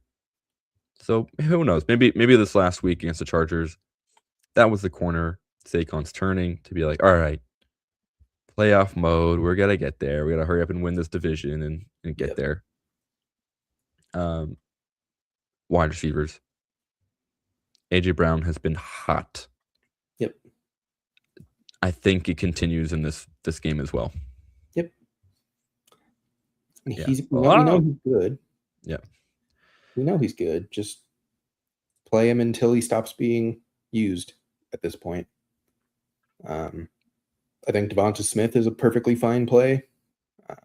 It's a little thinner with him, but when he hits, he really hits. So those are the types of players that you're happy to swing and miss on, because when you don't miss, you definitely hit a home run. So I think Goddard is also in play. I think all the Eagles pass catchers are in play. I don't think all three of them are going to get there, but at least one of them probably will. So pick your spots, see what fits your roster in each build. But I think it's smart to have at least one Eagle per team that you're building. Yeah, because the matchup definitely leads itself to one of them. Yep. Somebody, maybe two.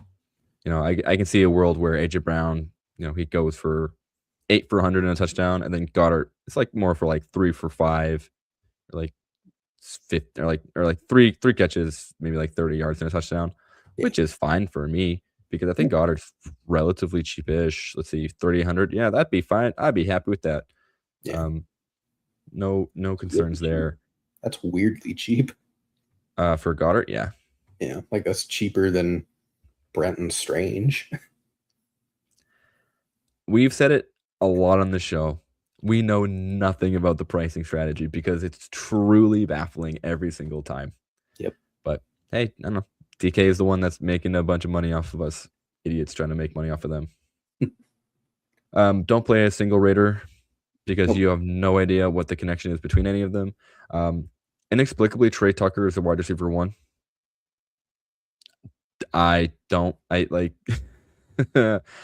His ceiling is 3 touchdowns. Yeah. His floor is probably just 0 points. If you're going to play anyone, I would legitimately say play the rookies in Jack Besh and Deontay Thornton, because they've probably taken all the snaps with Kenny Pickett in practice. So he has rapport with them. But that is a good shout. It's also probably not going to work because it's Kenny Pickett and 2 low drafted rookies. So probably just don't play them. But if you really feel compelled, I think it should be either of them. Probably Thornton, just from ability standpoint of fast, big play. Yeah, throw to big tall guy. Yeah. Always forget Tyler Lockett's on this team. Again, don't. Oh, thanks for tuning in. Hey, good evening, John. Have a great weekend yourself. I know we're an hour and a half, and we still got, what was that, 5 games to go. Thanks for locking in with us.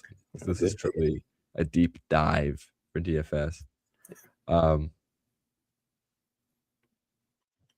do we like? Brock Bowers shouldn't be 5,900, and yet I still don't feel like super comfortable playing him. The Eagles are like very good against tight ends. Like that's their one and only calling card this season on defense. It's just they just shut down tight ends. I don't think Brock Bowers is the type of player you can just shut down through scheme alone, but it's also that compounded on it's Kenny Pickett and there's no one else to throw to outside of your running back. So he'll get the targets. It's just you are praying for the 1 touchdown the Raiders probably score in this game. And at $6K, that's a hefty price to pay, but it could be worth it. It scares me because everyone in the stadium knows where the ball's going. Like when they drop back to pass, it's going to 89. So can Zach Bond stop it or not? Do they just double team Brock Bowers at every point? And then can Kenny Pickett overcome this? I don't care. I don't know if I want to just ask that question every single time. You know? He definitely can't, but Brock Bowers might be able to anyways. He's just that good. So for real, like he is just truly that much of a difference maker. Defense, Eagles. Yep. Yeah. Smash the button. Yep. Sounds good. Honestly, Raiders. No, don't do that. Well, Jalen Hurts just threw 3 picks last week. Yeah, but I mean, like these, I don't think these guys can stop anything. I don't think so either, but they don't need to stop them. They just need to turn the ball over 2 or 3 times. And then you're like, yeah, that gave me 6 points. That's fine. How much are they? 2,000? All right. Literally min defense price. Like the Eagles are not scoring 40 points. They're just not. They never do. They never will. They do not try hard enough to score 40 points. They're going to score 21 to 28 every week. And if you get a couple turnovers, you have a fine defensive performance. I'm going to play the Raiders, aren't I? All right. You don't have to. See. It's just there's a lot of really expensive, really great plays on this slate that we haven't even gotten to yet because they're in the late slate. And if you have to play a min cash defense, like this is the 1 week where it's like, okay, I could see it. I could be convinced. All right, let's start getting some of the. So this is like to me the last gross game, and then the rest of them are pretty exciting. Yeah. Well, it's gross because it's 2 good teams and defenses battling against each other, which can do 2 things. One is both quarterbacks complete duds. Like and that unfortunately is kind of how I can see this game panning out really easily. Yep. Especially Mr. Fourth Quarter himself, Bo Nix. Like I don't really feel like gambling here. I think the Packers defense is very good and solid, and they will stop the majority of what the Broncos want to do. Yep. And then same thing on this side. Like I think Jordan Love is good, and right now is it Toyotathon? Jordan Love, Honda days, Jordan Love, Toyotathon. Yeah. So he is in his power window, his power spike era. Yep. I don't know if it's enough to overcome a really elite Broncos defense. Yeah. But I could be wrong. It is at home. No, it's in Denver. It's in Denver. Ugh. Yeah, I think this game is just running backs and that's it, to be honest. I think you play Jacobs, you play Harvey. They're going to run the ball. The defenses are going to be awful to play against. Probably a wide receiver from both team gets there. There's 6 to choose from on each side, so good luck, and that's it. Legitimately, I don't know if we can even talk about all these receivers because, like, there's literally 5 like high caliber wide receivers healthy for the Packers. Good luck guessing which one. Like if you're gonna pick one, I mean, I was just talking about earlier with the start sit. I guess it might be Dobbs now because Surtain's probably gonna be on Watson. So I don't know. Like, I would still go with Watson, to be honest. Like Dobbs had 2 targets last week. Like, can I interest you in a goose egg Matthew Golden? Sorry. Sure can't. But like Jaden Reed is interesting, but he plays 40% of the snaps, so like he better score. He gets more handoffs than targets. Like, yeah. I can't in good conscience recommend anybody. Troy Franklin is interesting because Pat Bryant is out, and so Pat Bryant's going to stop eating into his workload. But he's not cheap enough where it's like you have to smash the button on him, and it's a good enough defense where you don't feel great about doing it. So again, I think it's just running backs and move on from this game, to be honest. Yeah, and truly, the one thing I'll mention about running backs, if Jacobs can't go, Wilson's like a must play. In my mind. Last time he was the only running back, he scored 20 points. He is good, not nearly as good as Josh Jacobs, but he is a good player, and the Packers like him a lot. So, yeah, I mean, it's obvious. So Jacobs went down like halfway through this game in the Giants game. He scores entire backfield to himself. Monster game against the Minnesota Vikings. Disappears once Jacobs is gone. So, pay attention to injury report coming in this weekend. Yeah. Skip. And then DST. You could play both, but you could probably play both. I don't feel comfortable playing either because of the way this game could go, where it's going to be like a 24-28 type of game where defenses don't really do enough to get you points, and you're getting like 1 or 2 points from the defense. If I was drafting 150 Millie Maker teams, like if I just had that type of bankroll, I would definitely have at least 1 or 2 lineups that are just like onslaught Packers and onslaught Broncos, because no one thinks this game is going to shoot out. So there's always that 1% chance that it actually does, and that will just win you a lot of money. But like, just largely ignore this game otherwise, because it's so unlikely and it's so unpredictable outside of the running backs that everything could be 0 or 25, and it's more likely to be 0 than it is 25. Gross game between 2 very, very good teams, and this will probably, well, no, I shouldn't say that. Not really a Super Bowl matchup, but it could be. God, in the world. That would be the worst Super Bowl. It would just be a nightmare. It would be like Bucks Raiders old Super Bowl. All right, let's hurry up and get to this fun team here. This fun in the dome. It's Goff, it's Stafford, it's the Lions versus the Rams. Stafford's at 7K, and I'm in, dude. I'm absolutely down to play Matthew Stafford in this game. Literally play everyone, like just all of them. I don't know if there's really a discussion to be had, because there's only one discussion. Well, I guess you can talk about tight end, but I don't really know if you care, because like Colby Parkinson is still kind of relevant, but I don't think you really need to. Yeah, Detroit just won't use their backup tight end, so you can skip that. What do you mean? Yeah, and that's fine. Yeah, like the conversation for me is Tesla and David Montgomery. Everyone else is just like auto plays, however you want to fit it in, however many lineups you want to build. Where are you at, Blake Corum? Like, he is good. Don't get me wrong. He's just running hot on his rushing the last 2 weeks, but like, look at that. Look at the receiving, just non-existent, just nothing. If he does not get there on the ground, he's giving you nothing. So you can play it, but you are very live for what he did in week 12 and what he did in week 11, where it's just 2 points, and he's not cheap enough to really entice me that much. So unless he hasn't even really meaningfully like changed the snaps that much, they've just blown the cover off of the Cardinals, and then he had like a couple long runs against the Panthers in a loss. So he's not a bad play, but he's a very risky play in my head, and I just don't see the upside as high enough for me to get there.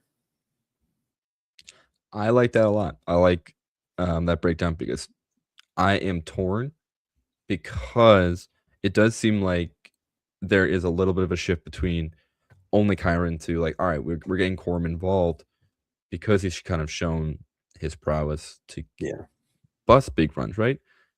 So we'll see. I am scared about the Lions defense. I am scared about just this game script being like, well, we can't run the ball anymore. Like we have to keep scoring touchdowns. We have to keep passing the ball. And which neither of them are the red zone back.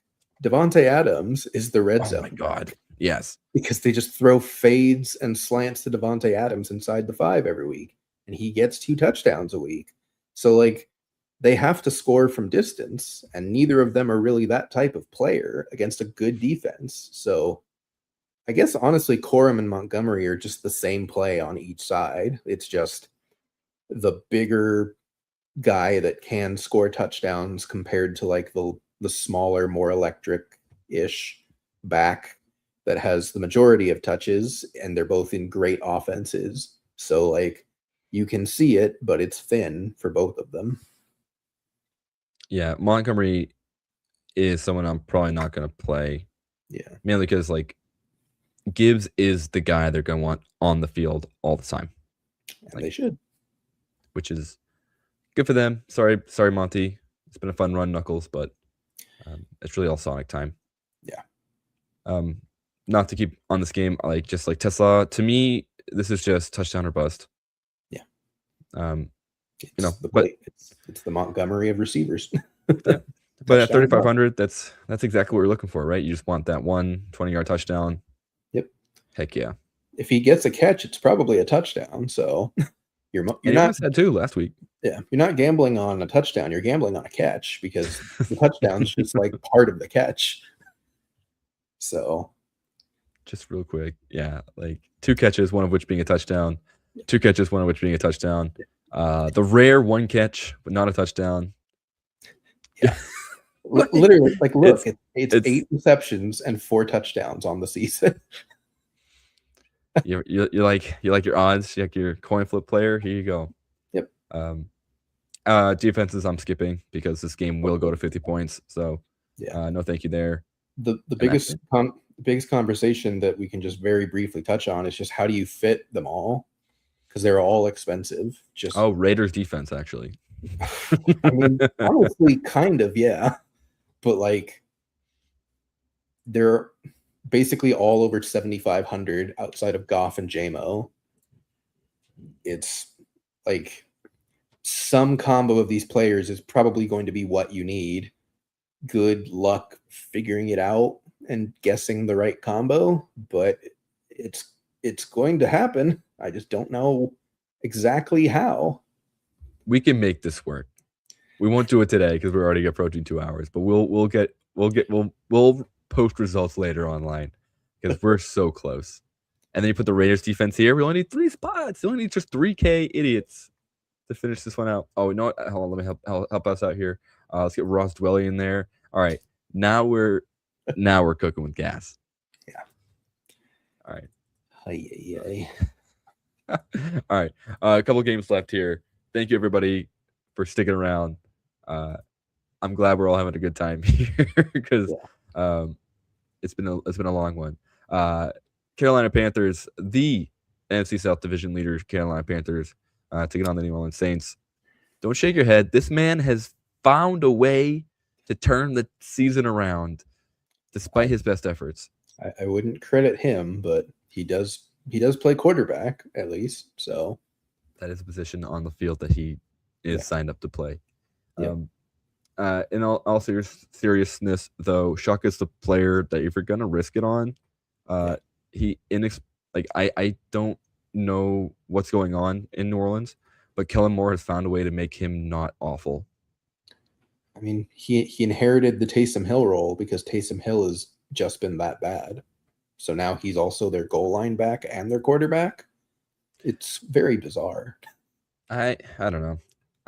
He had some rushing ability coming out of college, but that's not like his MO. Like he's not Dart. He's not even like Drake May. I'd say he's like Herbert-esque. Yeah. Like yes. Athletic and can do it, but when he does, you're just like, oh, he's running. Hello. I don't know if you can play either of the Carolina running backs because of the vulturing of both of them. Like they just eat into each other. Yeah, I'd play Chuba because he's only 4,800. I'm definitely not playing Rico at how expensive he is. But but I think this is the player you're playing in this game. Yeah, Devin Neal's a must play with Kamara out again. I am surprised that he had only one catch last week and he still had his best game of the season because this 3 targets, like that's more of his realm here. And I think that's where he's going to make a lot of his money. Yep. Wide receiver, if he's healthy, you're playing Olave. If he's healthy, you're playing McMillan. Yeah. They're both expensive, but I think they're both live to get there. Yeah. I think they're both totally fine. I think Vele is fine, but not my cup of tea. I think Coker is fine and is my cup of tea, but also it's a little thin. But I mean, he's starting to get more of a target volume since he's come back in. Xavier Legette has kind of once again taken a step back into just being a sacrificial X. And, the Panthers will not throw unless they have to. So it's kind of up to you to decide if you think the Saints defense is good enough to force that issue, or honestly, if their offense is good enough to force that issue. But Tet's playable. He needs touchdowns, but he gets them sometimes. So he is someone who will get 2 touchdowns. Like he's done a couple times this season already. He is their number one, through and through. I do think he can get there. And then, like Olave, he's just fine. Like I think Olave is going to be totally fine play. If not, just not very exciting. Yeah. So up to you, up to preference. Like, if a 6K wide receiver is someone that you want to look to, or like you want to play Shuck, I would play Olave. Vele, this is kind of what he does here. Yeah. He can just appear on you. Like he gets a bunch of targets, but really depends on if any of them are meaningful. Yeah. That's the world of punt wide receivers now, unfortunately, especially with the Jets fading into nothingness this week. Man, I'm gonna miss not having the chance to play Mitchell or Mechie. Juwan Johnson, play him. Yeah, why not? Yeah, why not? He gets targets. He gets red zone targets. He sometimes catches them, and that's all you can ask from a sub 4K tight end. So, simple enough. Taysom Hill, don't play. Nope, he is beyond washed at this point, unfortunately. I have to scroll all the way down for the Panthers tight ends. Well, I thought Tommy Tremble. That's how uninvolved JT Sanders is, sadly. Man, he's good. That's such a bummer. Mitchell Evans, he's a rookie, right? Yeah, he's getting some sort of look, but don't play any of them. It's actually wild that all 3 of them are min price. That's what I'm saying. They don't believe in any of these. They DraftKings says none of them are tight end ones. Rightfully so, unfortunately. Who's this guy? James Mitchell. Play both defenses. Yeah. I would probably play. I'd probably play the Saints defense or the Panthers defense. Bryce takes sacks. Bryce can fumble a lot. Bryce sometimes throws picks. Shuck is a rookie. Does it all, man. Yeah, Shuck is a rookie and will throw picks as well, and has taken more sacks in the last couple of starts. So I think you just play both, understanding that neither are actually that good at defense, but they're facing offenses that aren't that good at holding on to the football or scoring. So simple. All right, let's talk about JSN. Let's talk about, and that's the only interesting player in this whole game. Simply, you're joking, but it's not wrong. There is no one else to play in this game. Like, do not play Phillip Rivers. Why is he in the league? Because Be their a only family other man. option is Riley Leonard. So I was like, I've been in the think tank about Riley Leonard. You're not gonna like it. I already don't like it. The fact that he can do this immediately puts him in a conversation where you kind of have to think about it. Now, against the Seattle Seahawks, probably not. Yeah, just no. But think about it. I can't believe he threw the ball 30 times. When did they were losing? Daniel Jones get hurt? As soon as the Jags were up like 2 scores. Oh, so I guess it must have been the first quarter still. Yeah, literally like the next drop back that Jones took, his Achilles snapped, unfortunately. So yeah, because I don't know if you've ever watched Riley Leonard play quarterback at Notre Dame. I have thankfully not had to endure that. Throwing the ball was not really his cup of tea. Yeah. Great athlete. Truly, like, I don't even know how you can explain it. Imagine how much of a pretzel we would be turning ourselves in right now if Anthony Richardson was healthy and the starter of this team. Like, we would be like, but he can run, but he can't throw, but he can run. And we'd probably play him, and it wouldn't work. And we'd be like, wow, I can't believe he scored me 5 points again after throwing 2 picks, losing a fumble, and throwing for barely 100 yards. Yep. And now just apply that to Riley Leonard, and you've made your decision. I still don't know who's starting. I don't think they know either. Which is, it should be Rivers. It should probably be Rivers. Like, but you never know. Truly, I don't know if I care to start Sam Darnold. You absolutely can. You can, but I mean, he goes as JSN goes, and he needs the tertiary pieces to also get a touchdown or two. So single stacking him is kind of pointless because it's not going to get there. It's really like, does Shaheed also get there, or does Kupp also get there, or rest in peace, does Torrey Horton also get there? So if you're going to play him with JSN and someone else. But I think there's better quarterbacks for cheaper that are much higher projections. And skip running back. Come on. You want to play a little bit of Ken Walker? Goodness, no. Come on.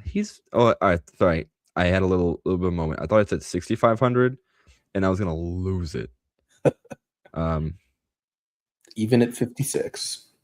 Just skip it. They're just never going to get enough work, either of them, Walker or Charbonnet, to feel comfortable about it. And I don't think Walker has had a single like breakaway touchdown the entire year, and that's pretty much the only way he ever gets you there. So if it happens this week, then like, okay. But even still, like, it's not a 30-point game. It's probably a 20-point game, and you're just happy that he fit in the exact salary you needed. But it's not like, oh my God, you needed this guy to win. Right. And Charbonnet is just Tyler Algier. It's just infuriating to even consider trying to play either of them. I'd say he's more like Najee Harris on the Steelers.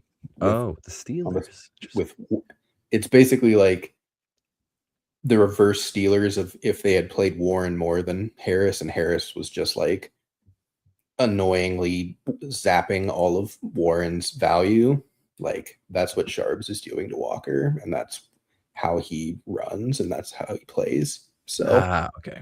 I see where you're coming from now. Yeah. Well, and, don't get too excited. Yeah. Just a fun little tidbit. When JT was 10K, that was the one time I played him. So, but he scored 52 the game before. LOL.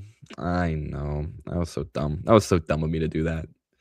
I mean, I'm pretty sure I convinced you to do it, to be fair. So you can blame me as well. Okay, that's fair enough. All right. Wide receiver. Jason. Jason. Skip. Done. Yeah. Okay, I don't really feel like we need to talk about that. Everyone else, it's Nope. Phillip Rivers or Ryan Leonard, and it's not gonna really be good either way. Nope. Now Tyler Warren is a Play him. tiny bit interesting to me. I think we still skip because the price is too much. If the only throws they're going to complete are checkdowns, and he will be the checkdown recipient, and he's athletic enough to break at least a couple tackles.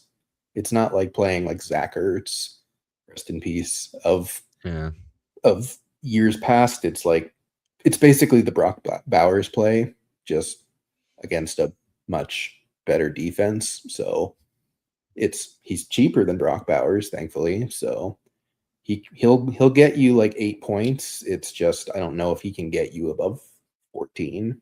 So it's probably not worth it, but I can understand the play at least. Don't play AJ Barner. Goodness no. Defenses, yep. Yep. Don't be scared. This was with a normal quarterback and a normal offense. This is not them. I'm shocked that it's not. Can they go over 4K on defenses? I don't actually know. I don't know if there's ever been like a defense truly that worthy of that price tag, but dang, this is pretty close. I mean, they were 4K a couple weeks ago and they smashed, and then they were like 3,900 last week and they smashed, and somehow they're cheaper. Something's going on here. Yeah. Like you literally had to have them the last 2 weeks to win anything. And I think that's probably the case again. So and I have fun with that. You're right. Like there is a world, I guess, where Phillip Rivers is competent enough to do something. I would not put a lot of money on it. Also, this is like a bad weather game, so good luck to anybody trying to play defense or play offense against Seattle. Yeah, this is in Seattle. Like, just don't. Like, it doesn't matter how much you try and convince yourself. Like, it's a 0.0001% type of outcome, which I guess if you really want to play one lineup in the Millie Maker on that chance, then like have at it. But that's your $20 that you'd like to spend. That is, yeah. I was gonna say you are a free person with free will. You may spend it as so you choose, but that's not where I would, not the direction I would take. Yep. All right, last game of the slate. San Francisco taking on Tennessee Titans. I would say probably. I feel like you can probably play Brock Purdy with confidence. Yeah. Yeah. But see, that's fine. Exactly how I feel. Like, I guess, right? Like in theory, it should work, but it could also not. Like, I'm pretty sure the Seahawks, when they faced the Titans, like Sam Darnold was just awful because they didn't need to try. Yep. So that's in the range of outcomes, but also like he's cheap enough that it's not gonna like end your chances. Well, 6,200 is a little pricey, actually. He's fine. He's not going to be in my player pool, but I don't think he's a bad play. I think Cam Ward is actually more playable, which is a disgusting sentence to utter. I fear you may be correct, but he only scored 12 points last week. I mean, Tony Pollard rushed for 200 yards. He only threw 100 yards. All right. Yeah. But like he has legitimately looked better on the field. He looks like not like a number one pick, but like a usable NFL quarterback now. Yes. So the 49ers have literally no one left on defense. They are bad on defense. Ward could get there, and he's ridiculously cheap. So I think he's fine. Running backs, CMC, yep. Every single lineup. Every week. Every time. Tony Pollard, if you feel so inclined to believe that this is now his new normal, more power to you. I do not think so. No, but I mean, again, the 49ers are not a stout defense by any means. Like, they could absolutely just give up 100 rushing yards to Pollard within the range of outcomes, and he's cheap enough that it's not going to kill you if he only gets 60. Yeah, fair enough. Man, such a bummer Tajik Spears isn't doing what we thought he would do. Being a like a change of pace back. I mean, he's doing exactly what you want. He's just not doing anything on the ground. He's getting plenty of targets. I looked over, was like, oh, why does he have like kind of normal points? He has really bad rushing. Yeah, it's literally all receiving for him. So like, he's a fine punt play because if he gets the touchdown, you've got 18 points and you're thrilled. But he has to get the touchdown, so good luck. I will gamble elsewhere. Yeah. Wide receiver, I think if you are very, very into Juwan Jennings, that's kind of the angle you would take where you want to play Brock Purdy. Yeah. Otherwise, pass. There's really nothing too exciting. Chimere DK, I played him this week. I played him week 13 for sure. So just unlucky. But I don't know. Like, you can definitely play him as a low cost wide receiver in this game where they will have to throw a lot. Yep. Iomanner did get in the end zone. Yeah. I think he's playable-ish. It's not fun, but it's a punt wide receiver, like truly at 3,500. You can't go wrong there, and that's about it. We were gone. we really thought Pearsall was going to be somebody, but he's not. Yeah, that bummer.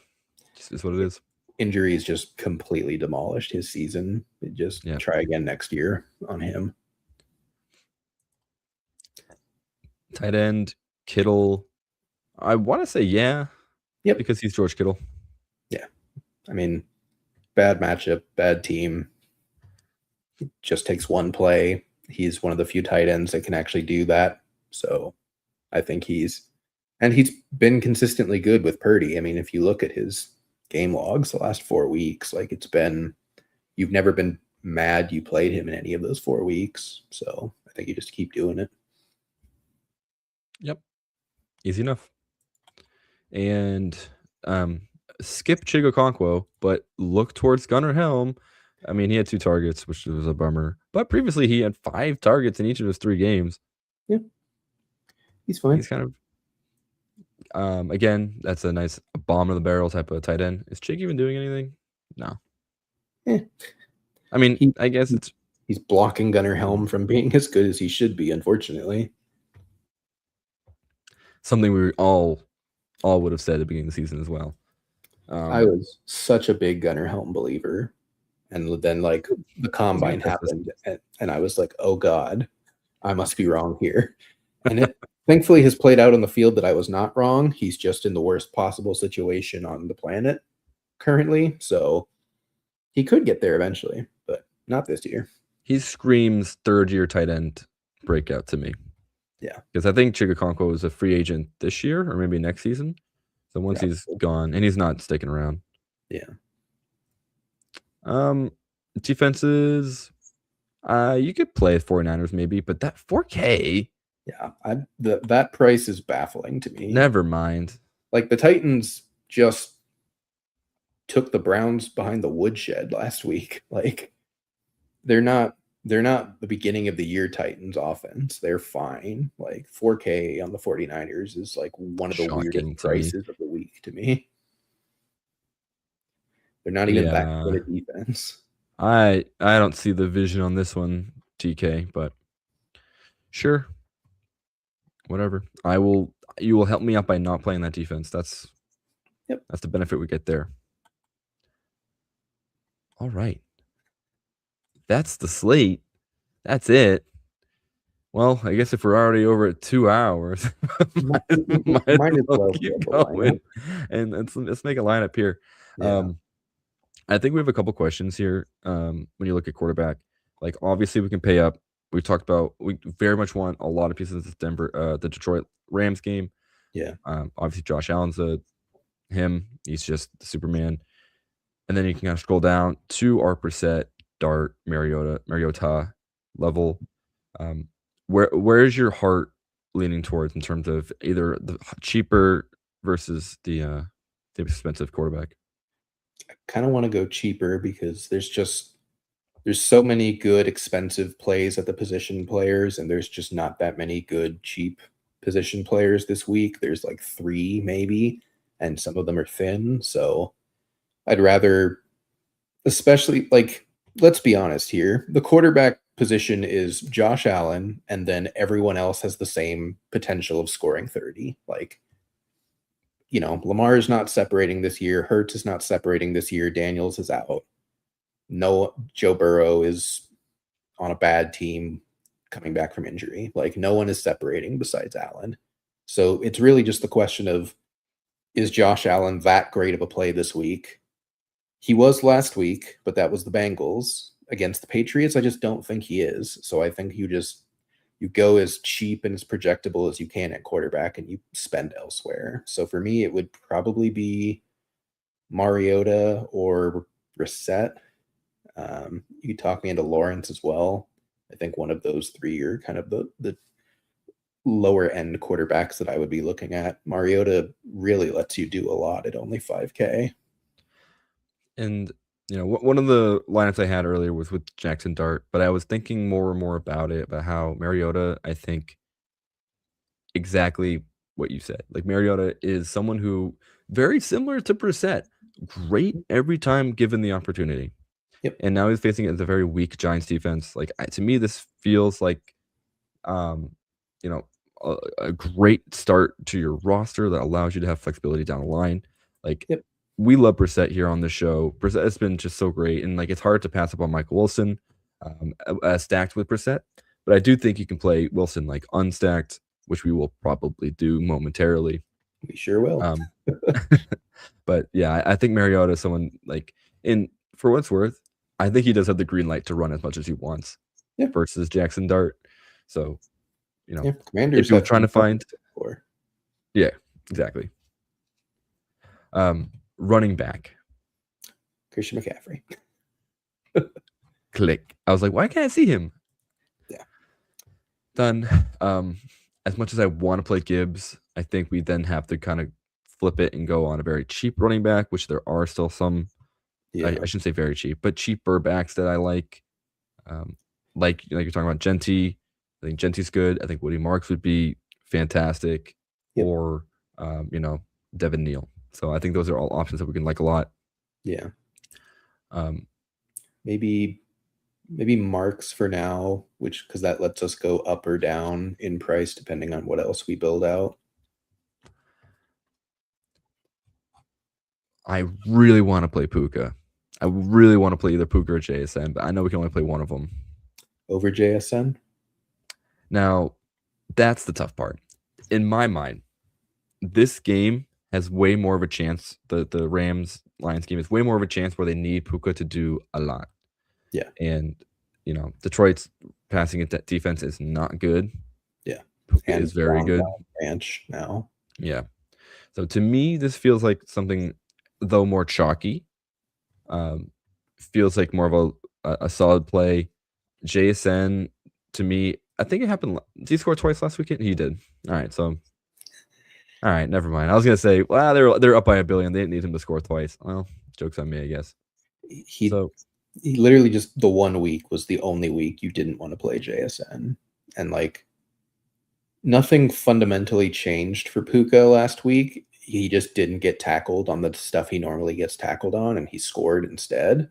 But it's not like he got goal line work, because it still just goes to Adams every time. But I also absolutely agree with you that like the Lions-Rams game is something that I would much rather play into versus the Colts and Seahawks game. So I'm totally fine with Puka here. But I do think it is like a 50-50. Every lineup should be one of the two, probably. Yeah, no doubt in my mind. And honestly, I was about to just click JSN to say, look, we're gonna play. They have the same player. Let's just save $1, save $100. But let's see where we go. Yeah. And so looking at wide receiver, I really want to click Michael Wilson. Yep. The I'm gonna click him, but then like some of the other options we can go here. Oh, I guess we do need a third one. I was thinking McLaurin to stack with Mariota.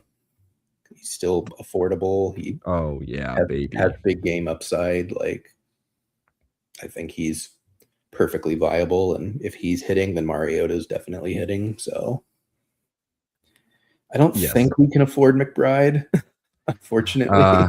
Legally we can't. But the couple guys, I think there was two players we really like. Yep. Fannin Jr., Harold Yep. Fannin, Isaiah Likely, in my mind. Yep. It's another one that is like an absolute slam dunk. For what it's worth, I do think Fannin might be more of a sure thing because he's the only one that Shitter throws to. Yeah. So in my mind, I think that's a really good play. Okay. I want to look at defense first, just because that's how I like to do this process and see where can we get away with. Oh, so we can. All right, we might be too expensive at the top half here because now we're looking at. And we can cut down Marks to Neal. That's kind of why I wanted to go with him, just to like see what wiggle room we even have, and we have zero, but that's to be expected. Playing the most expensive running back and most expensive wide receiver on the slate. Right. So the two defenses we really like, Seahawks and Jaguars, we can't afford. Yeah. Now, if we do go to Neal, I believe we can. Maybe not. So if we get rid of Woody Marks, we might be able to play the Jags or the Seahawks.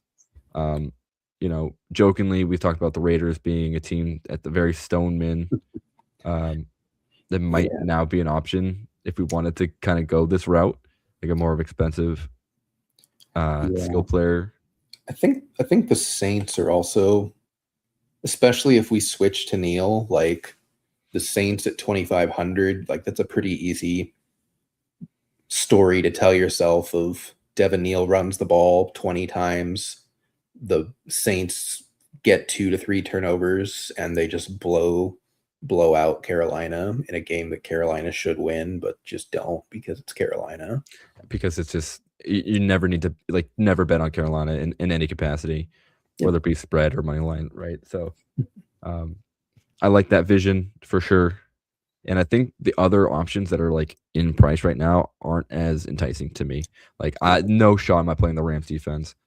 Or the Lions. Or the Lions. No shot am I playing the Giants defense or the Commanders.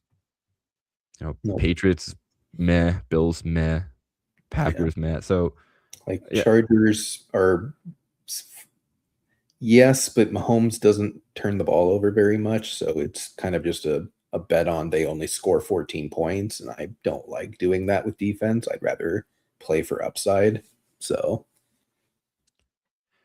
where are the Jets here? Because the Jets are always, oddly enough, I'm pretty sure the Jets are like always live to score a touchdown. Yeah, it's their offense is just going to be so bad with Brady Cook that it's like this defense is going to be on the field for like 75% of the game, and that scares me, even if it is the Jaguars. Like Miami dropped 34 on their noggin and they still scored 6 points. Like that's pretty awesome. Yeah, that's fully on the return touchdown. What is that? I guess when you sell Sauce Gardner, that's what you get. Yep. All right. We're talking a lot here, so I'm going to start with this. I will start with this Saints look here. And what I am going to go ahead and do, I am going to remove Marks. I will move to Devin Neal and see where this kind of what this opens up for us. So a tough bit here as we are now at 3,500 for our flex. So we're back in real punt or double tight end territory. I'm like, it fits likely, right? Isn't he 34?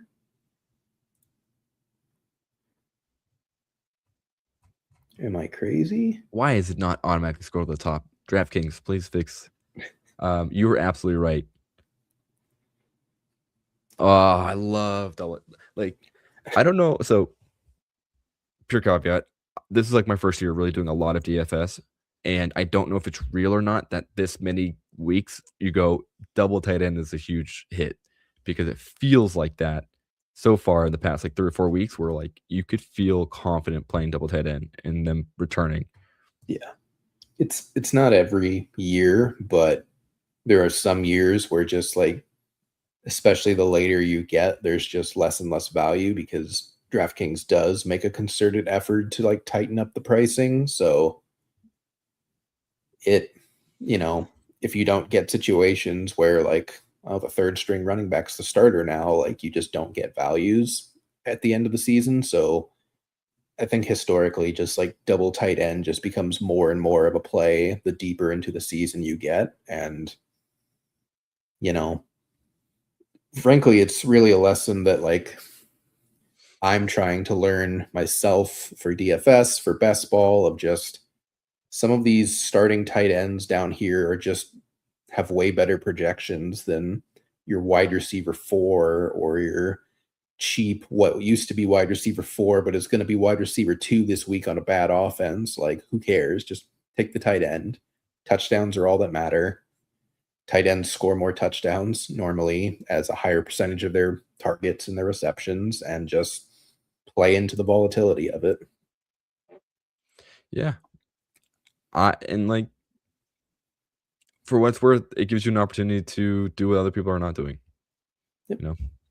So I don't know. How do you, like this lineup? I like a lot. I like a lot what we're doing here. I will say, like, as with that every lineup, you go, like, it's the Saints Neil stack. Is that going to be enough for us? Like, is McLaurin and Mariota going to get there? I hope so. I feel like they would. If they do, everything else is not guaranteed, but certainly a lot higher percentage to get there than everything else. And I think that's really what we're aiming for, especially this late into a season, is just you're taking your 4 to 5 like very good projected plays, and then you're taking your best punt options around them to try and just hit what you need to hit. And it's not always going to work, but when it works to the degree that you just score a crap ton of fantasy points, and that's what you're aiming for. That's the magic of DFS, right? I mean, that's just, oh man. I'll tell you what, after 2.5 hours of talking, my brain just went, yeah, I got nothing. Like, that's just, we just want a lot of points, and we hope that the 5,000 players get us there, because if they do, hey, that's enough money to go play again next week. Exactly. All right. I'm tempted to do another lineup, but I think we should call it here. We're gonna just hit save lineup and just move on. So anyway, just for giggles here, this was another lineup I did make earlier in the week where I had Dart, ETN Jr. because that Jets defense is bad. Yeah. Devin Neal, Puka, similar to what we're doing here. This one I did have Wandale to stack with Dart, PPR scam artist. McLaurin, likely Juwan Jennings, because I do want a piece of that San Francisco game, just because I do think they will, torch the Titans. It also ended up being just like a normal player to, what's it called?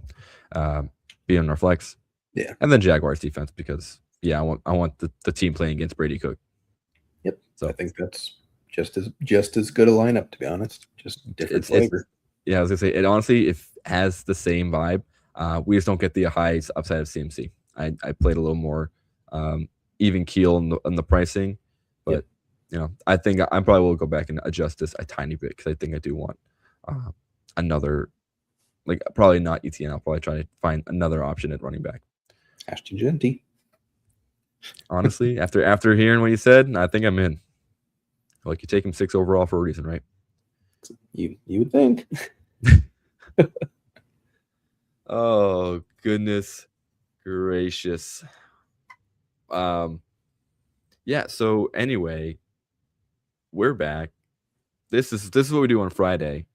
Just no filter, only just analysis. I mean, if you couldn't call that analysis, I was yapping about DFS flavor. Anything we missed? I don't think so, because we have been going at it for a minute. Would have been pretty hard to miss anything at this point. But truly, thank you everyone for tuning in. I believe that will be it for us this week. Catch us everywhere. Blue Sky, both Tim and I are there. Catch us at Fantasy Now Plus on our site where we're doing articles. Tim just put up his weekly underdog articles. And hey, if you haven't already, subscribe to us everywhere. We will try to get to you Thursday nights. Things happen. We show up on Friday, but we'll be around. So please, hit the subscribe, hit the notification stuff. I'll let you know when we're live. And have a wonderful weekend. Best of luck out there in all your DFS rosters. Best of luck in your fantasy playoffs for those who have made it. And here's to another great weekend of NFL football. So thank you, everybody, and have a wonderful night. Where's the button? All right. Thanks for listening. Be sure to like and subscribe wherever you watch or listen to podcasts. We'll be back next week for more ways to win your league.